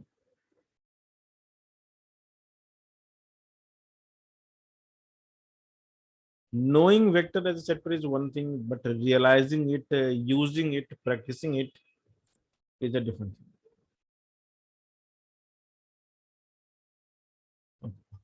See, the problem between both of us, you and us, I mean, you and me, is I cannot spend the whole day, night with you to let you solve everything in front of me. So we have some time constraint. We meet twice in a week, first of all. We spend quite a lot of time, like 3 hours is really good time. To teach, I do not need 3 hours. I just need 1.5 hours is sufficient. I make sure that you solve along with me. When I'm solving, you're also attempting the question. The pen must run on the paper, else you will not learn physics for sure. So the 1.5 hour extra which I'm giving is so that you can practice in front of me, so that once you have the rhythm of writing, solving, then only at home you can solve on your own. If I don't give you the practice of writing with me, at home it becomes even more difficult. Now at home also, if you're not doing it, you're not practicing to make the pen rolling more on the paper. And if you believe that, okay, I'll do it after some time, you're committing the same classical mistake that everyone does, in fact. Okay. So delta V is how much? I think it is under 2v square 1 minus cos theta, guys. Tell me yes or no. Yes, sir. And we have done this. What is 1 minus cos theta in terms of square? So again, the trigo part you don't remember. So we can always write this as 2 sine square theta by 2. And we always write 1 plus cos theta is 2 cos square. So cos we can always write like this. And why we need to write like this? Because I want to get rid of the square root, isn't it? Yes. So now delta V become how much? 2v square into 2 sine square. And this looks really nice. It is 2v sine theta by. The other way, I mean, I would say the smarter way, someone who understands the vector even more, the other guy would have drawn the two lines like this. Because the magnitude is same, can I draw vector v1 like this and v2 like this? Because the angle is theta. If this is v1, this is v2. So delta v is like this. Yes or no? Yes. And in terms of vector world, this is the isosceles triangle. Yes or no? Because the lengths are same, no? The red lines are having same length. And if it is an isosceles triangle, I can drop a perpendicular from vertex to here, and I'll get to symmetrical right angle triangle. Yes or no? Tell me guys, yes or no? Yes. So each angle will be theta by 2, yes or no? Yes. So can I write sine theta by 2 in one of the triangle is the opposite, which is half of the delta V upon the hypotenuse, which is V. Can we say? Yes. And you can see clearly I got the answer in one line. And it is not like that I haven't solved this question before. I have solved it.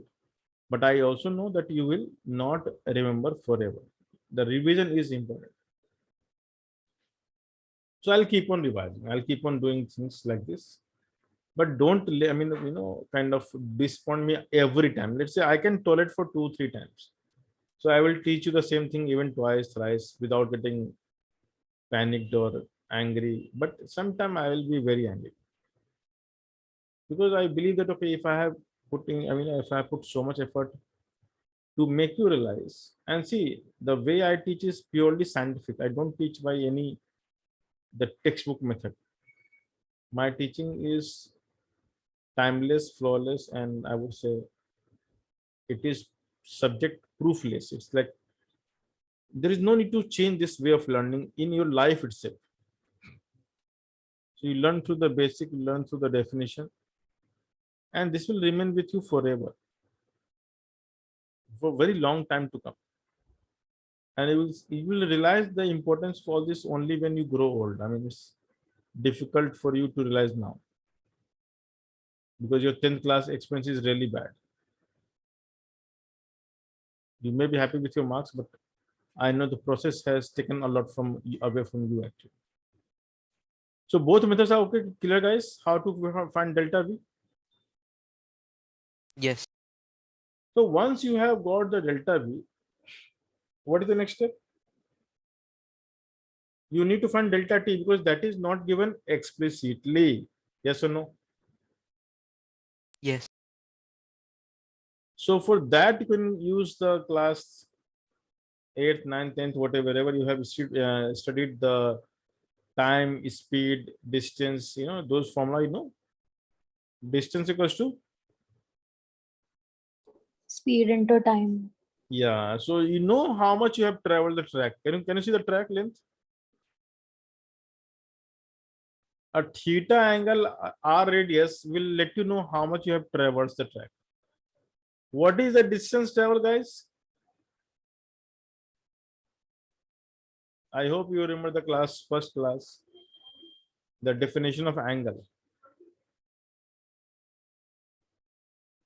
So what is theta, guys?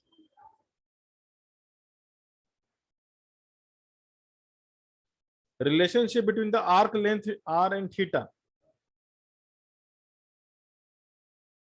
Oh my God.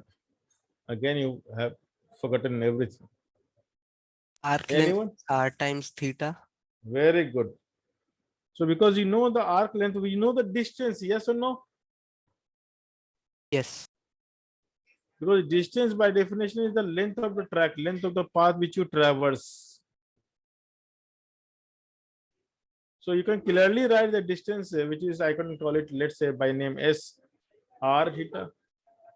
So time is how much? What is the time interval to cross that arc length? So time is defined as. Distance upon speed. So can we write like this, guys? Yes or no? Yes.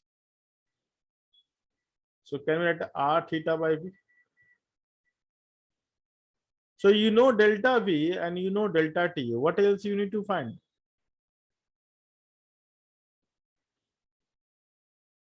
Average acceleration. How to get the answer, guys? Tell me. Delta V by delta T. So average acceleration modulus is delta v modulus upon delta t. So what is the answer, guys? Now we are getting finally, eventually, 2v sine theta by 2 upon r theta by v. Yes or no? So the modulus of average acceleration is how much? So if you look carefully, it looks very nice. V square by r. and 2 sine theta by 2 upon theta. Yes or no? Which we can rewrite in an even nicer format, like sine theta by 2 upon theta by 2. Looks nice. Do you realize this? Yes or no? Anybody?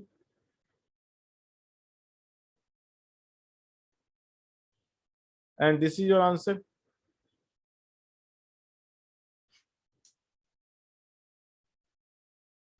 So what you realize, what you missed in the solving this question, what you were not able to understand or decode. Can someone share the difficulty which you faced so that I can understand better? So what difficulty Rugved faced? Or tell me, Rugved. What Right, was your? the distance. But you only told me the distance, so you know the answer. Later, I realized that it That is arc length. yeah, Prasansa, what you face the difficulty? What kind of difficulty you are facing while solving this question? So the distance. So now you realize the distance. Yes, sir. Will you ever forget this? No, sir. Promise me. Yes, sir. Promise. And Siddhant, where you failed? So first, for a second, I got confused with that vector, the difference. Yeah, With the names. this is called. So this is called the realization part. So when we know something, until we don't fail, we don't realize. So failure is, learning process is the essential tool to realize. Because when you learn something through some effort, when some failures, then it is easy to remember as an event. So we must fail in the beginning if you want to really succeed at the end. And 99% students are scared of failure, That is the only reason they fail. So be okay with fail. Let's say if number is not coming in the answer, okay, that's fine. Try to understand why you failed is more important than you just failed. So in the example, they asked 10 questions. You're knowing nothing because you haven't read any of the 10 questions.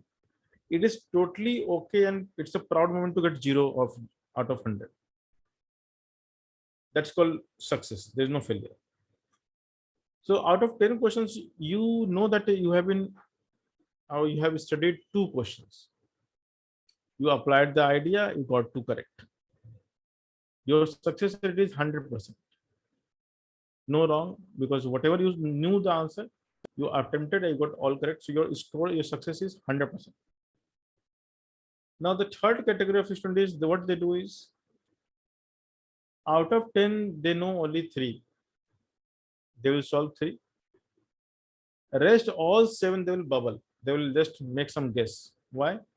Because they believe that they will get more score.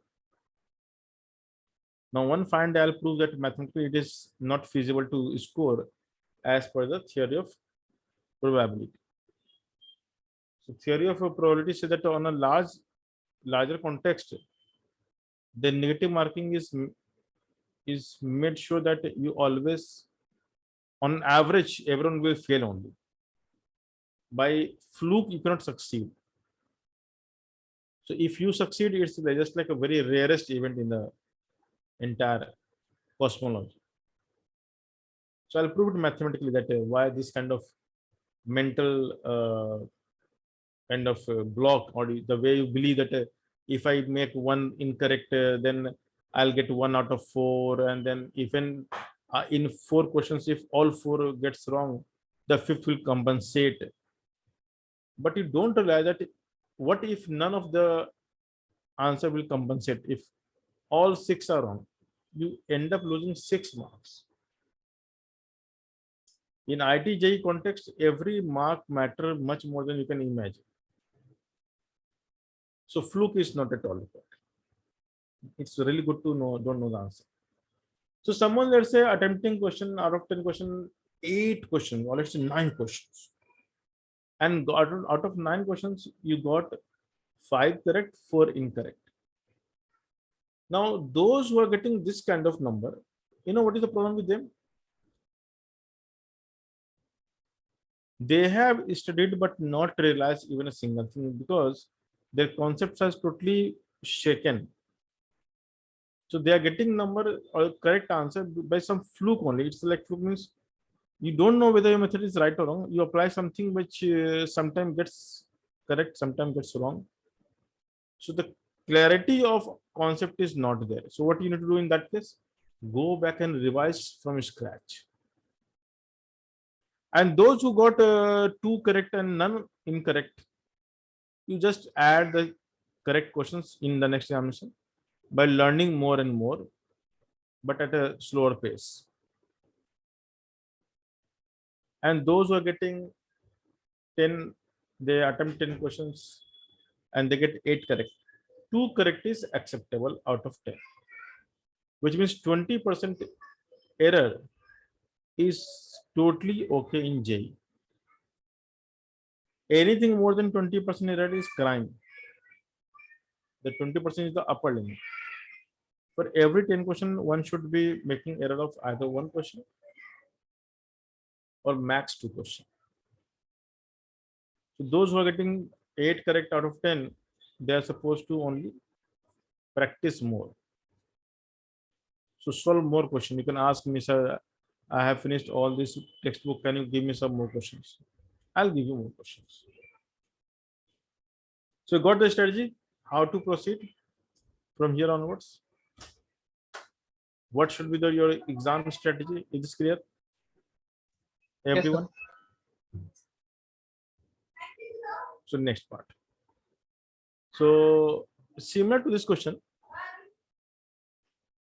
Now this is easy. Now you know how to do it.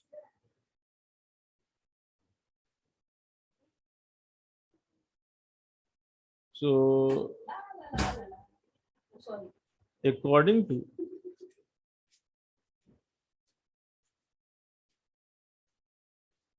previous question,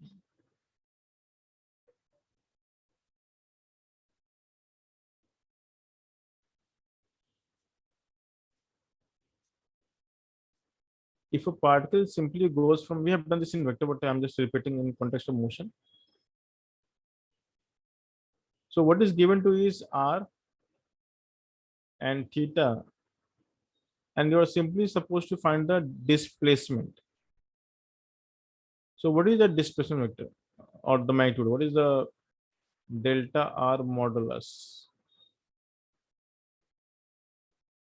So sometimes I take the privilege of taking this as s, sometimes as delta r, but let's remove the s part. S is not good, confusing sometimes.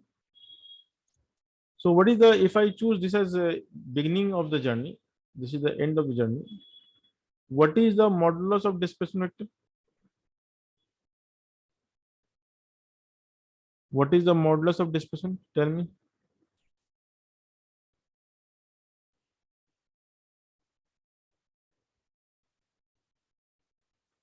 Assuming you are moving with, no. Yeah, constant speed. But anyway, what is the delta r first? Delta r. You can think in terms of triangle or you can think in terms of vector, the way you want. In both ways, you can get the answer of delta r. Yes or no?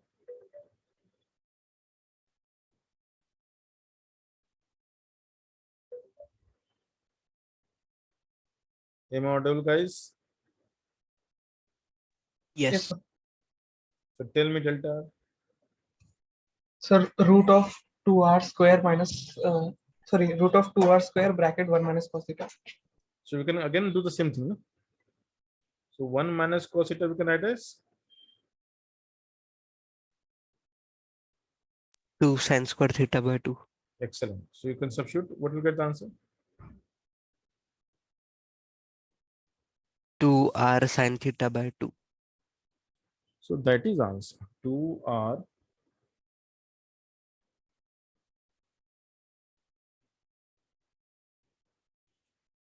So now you know delta R and you know delta T, which you have already calculated. What is delta T? What was the delta T again? Tell me. R theta by V. Very good. So if I ask you what is the average velocity,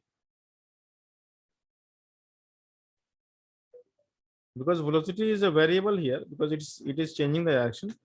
On an average, what is the average velocity? This is called the average modulus of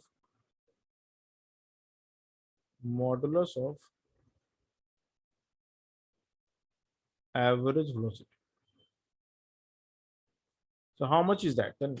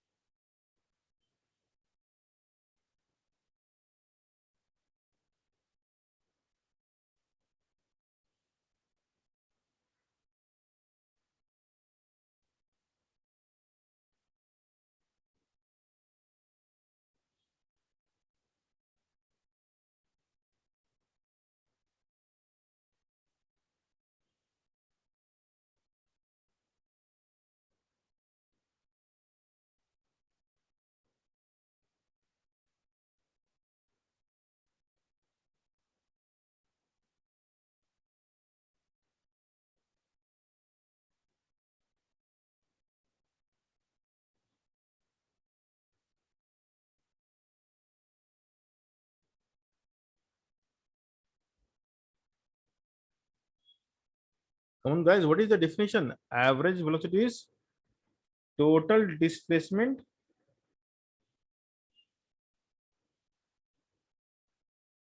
upon total time. That's it. Always follow definition, not your own intuition as of now. So as per definition, what is the displacement we got? Tell me, 2R guys. sine theta by 2. And what is the time you know? R theta by V. And you can clearly see R gets cancelled. What do you get the answer? 2 sine theta by 2. And back like this. So V into 2 sine theta by 2 upon theta, right?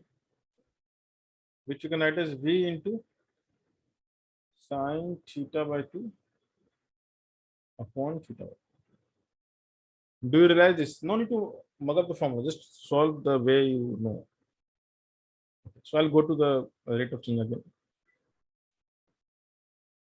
So this kind of question is something which you need to practice a lot.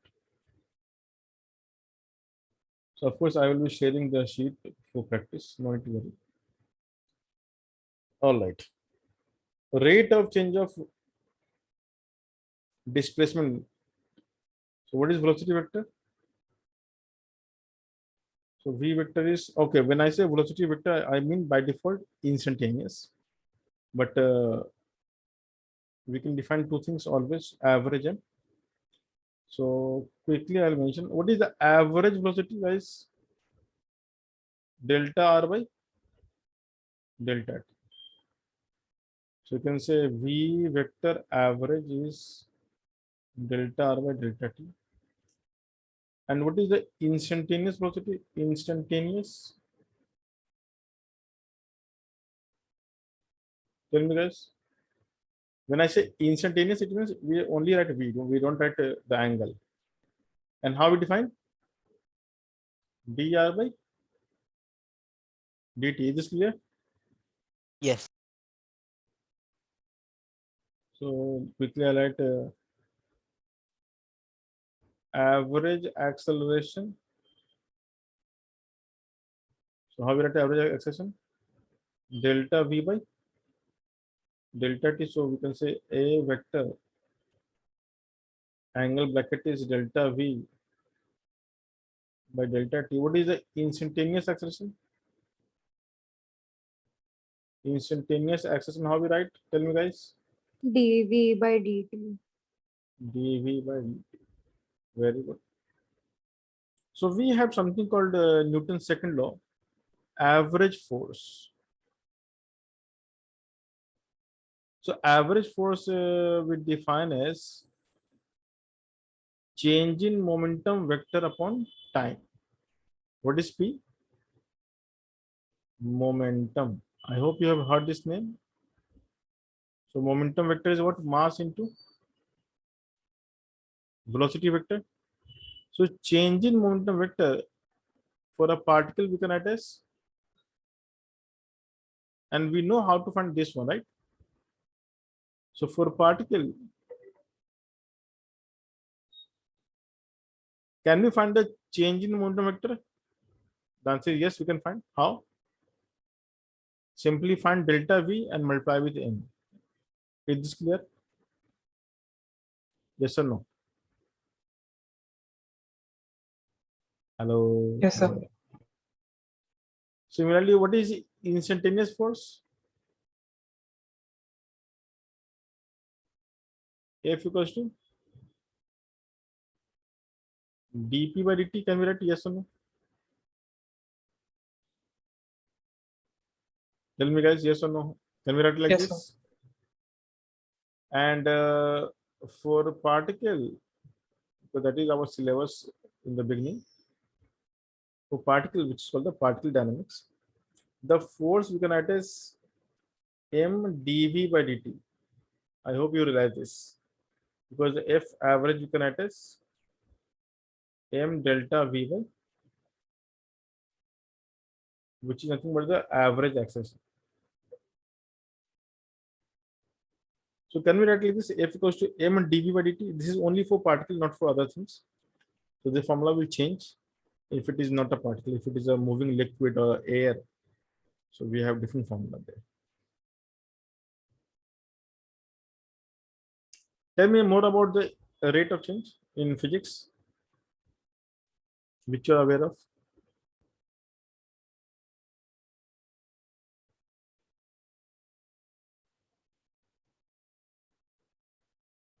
So we have power.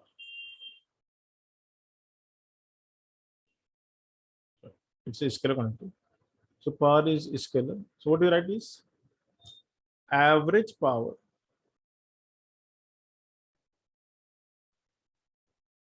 is defined as total work done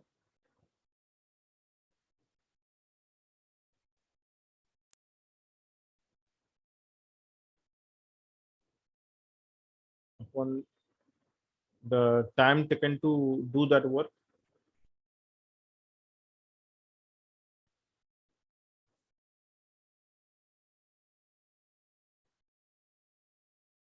As a beginner, let me tell you something.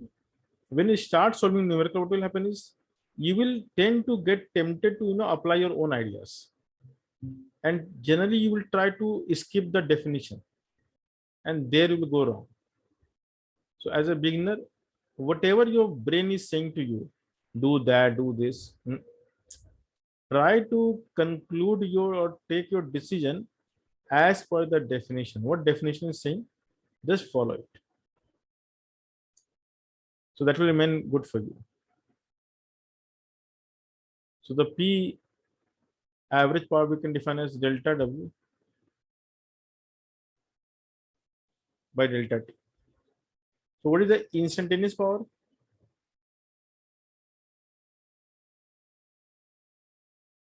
We simply write P equals to dW by dt. Understood?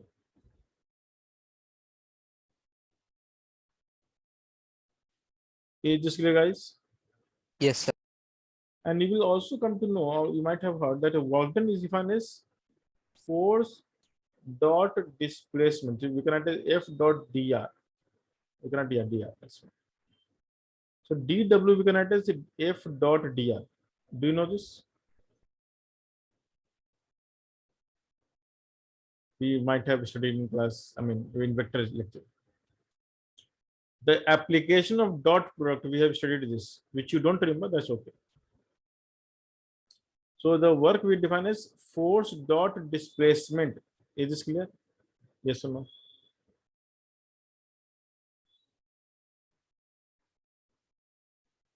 F dot dr. So can we write dW like this? Because dW is the small work. So in the small time, you must displace by small value. Isn't it, guys? Tell me. So what is the instantaneous power? You can write here. Instantaneous power we can write as F dot dr by dt. And dr by dt is what? What is the rate of change of displacement? Velocity. Instantaneous velocity, right? Because dr by dt is the instantaneous value. Yes or no? Yes. So power, how we write? F dot v vector. The power is force dot. So power is force vector dot velocity vector. If you have doubt, you can ask. Is this clear? Hello, hello, hello. Hello, guys. Is this clear? Yes, sir. Very good. So we have a lot of definition in physics, like electric current.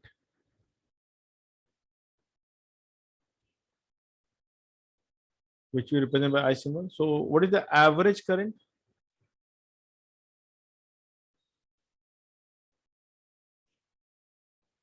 So for class 10th, which you might have studied, the average current we define as total charge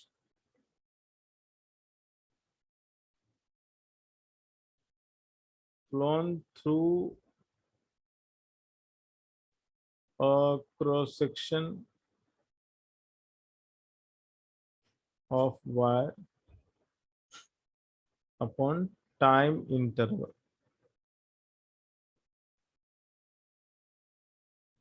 of crossing. So the I average we write as delta Q upon delta T. Just you should know. So similarly, what is the instantaneous current? Tell me. How to write instantaneous current, guys? Tell me. I equals to what we can write? Derivative of charge with respect to time. dq by dt, yes or no? Yes. Very good. Is this very difficult? Of course not.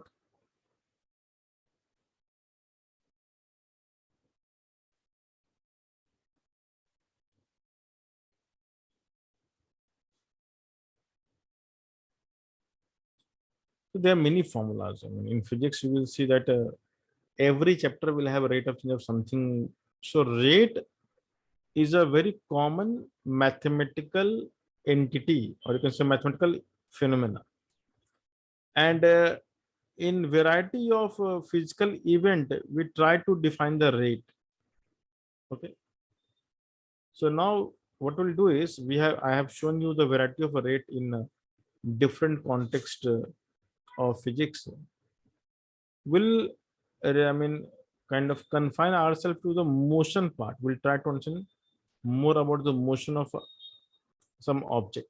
So in context of motion, the idea of velocity will come, the idea of acceleration will come, and we'll try to just take on those examples only.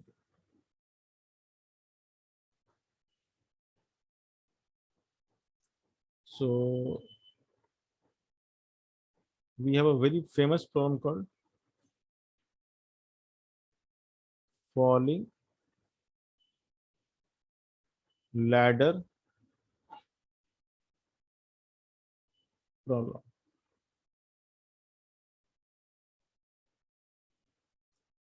So imagine there is a wall and there is a floor. There is a stick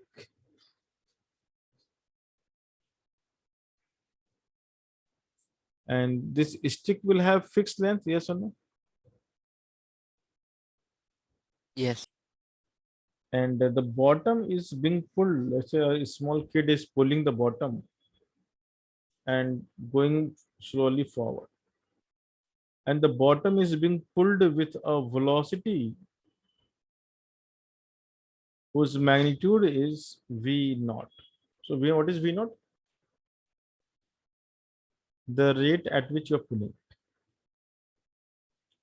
So in this body, which is the rod, we have how many points on the rod we can have? So we have infinite points, right? But if you look particularly at the point A, and if you look at the origin, as time will progress, the point A will go away, yes or no? Yes. But as A will go away, the B will come down, yes or no? Yes. Now, which event is known to you? The rate at which A goes away or the rate at which B comes down? Which event is known to you? Rate of at which A goes away. Very good. So can we say that as A will go away, the B will come down?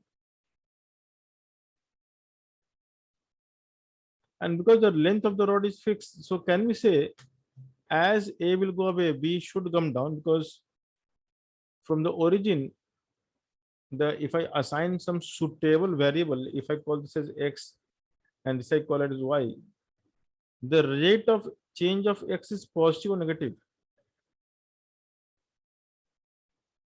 As time will progress, X will grow or shrink? Tell me, guys. Grow. So grow. So when something will grow, we always write positive answer. Okay. So V naught is basically dx by dt plus. But if I say the velocity of the point B, the rate at which it is coming down is called a velocity also. So as the B will come down, the Y will shrink or grow. Shrink. So the way of writing is minus dy by dt, the rate at which the Y is shrinking. This the dy by dt itself is negative, so I put minus and to make it positive. This must be equal to V, because V represents value, right? Is this part clear so far? Yes, sir. So now I want to know the V because I know V naught. What I can do to get the answer? So I can write the relationship between X, Y, and L. So what is the constant here? L is the constant. So how to relate X, Y, and L? Tell me, guys. L square equals to x square plus y square. Now, which of the three quantities will change with time? L, X, Y. X and y. Yeah, so L will be constant. Constant. So if I write differentiating both sides,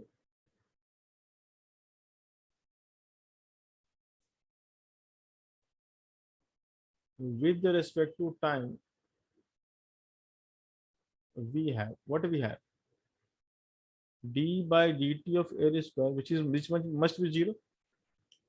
D by dt of x square plus d by dt of, so the LHS is 0. What should I write on the RHS? Can you tell me?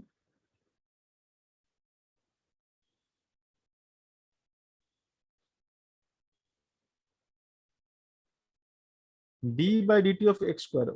How to write this using chain rule? Dx square by dx into dx by dt. Excellent. So what is dx over dx? 2x. So can I write 2x dx over dt? And similarly, can I write it 2y dy dt, guys? Yes or no? Yes. Yes, sir. So what you are looking for? I mean, what is your interest to find here? And you know y, you know x, you know dx by dt. So can we find this answer now? So if I cancel the common term, which is 2 and 2, what is dy dt, guys? If I write, so y dy dt is minus x dx by dt. So dy by dt, which I was looking for, I got the answer. What is the answer? Minus x by y. And dx by dt is known to us. What is the value? V naught. So x v naught. And can I replace y in terms of x itself from here? Y will be under root of L square minus x square. Yes or no?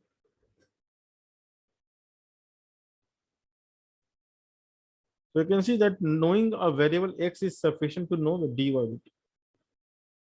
By the way, what is x upon L square minus x square? Or what is x by y value? What is the meaning of x by y? X by y. This is y, no? What is this ratio in a triangle by definition of Cot theta. it is cot theta. It's excellent. So dy by dt can be written as minus cot theta into v naught.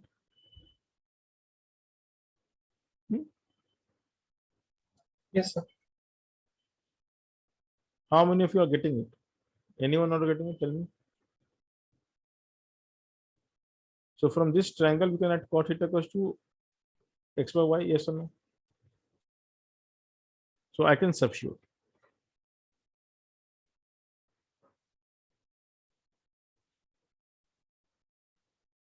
So finally, we are getting minus dy by dt is v naught cot theta. And what is minus dy dt? What we can rename as v.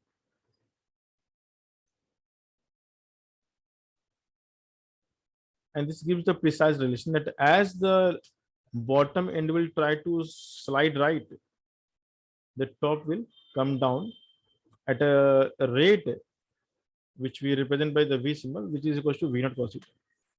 So here the velocity becomes the rate actually. Is this clear, guys? Yes, sir. And I think you have other lecture now. Yes, sir, I have. Okay, so I will not proceed further. So next lecture again I will do the same chapter, the same rate of change. So we'll do some more questions. Don't worry. Bye, guys. Take care. I'm sending the question. You can start doing it. Bye, sir. Thank you, sir. Bye. Bye, sir.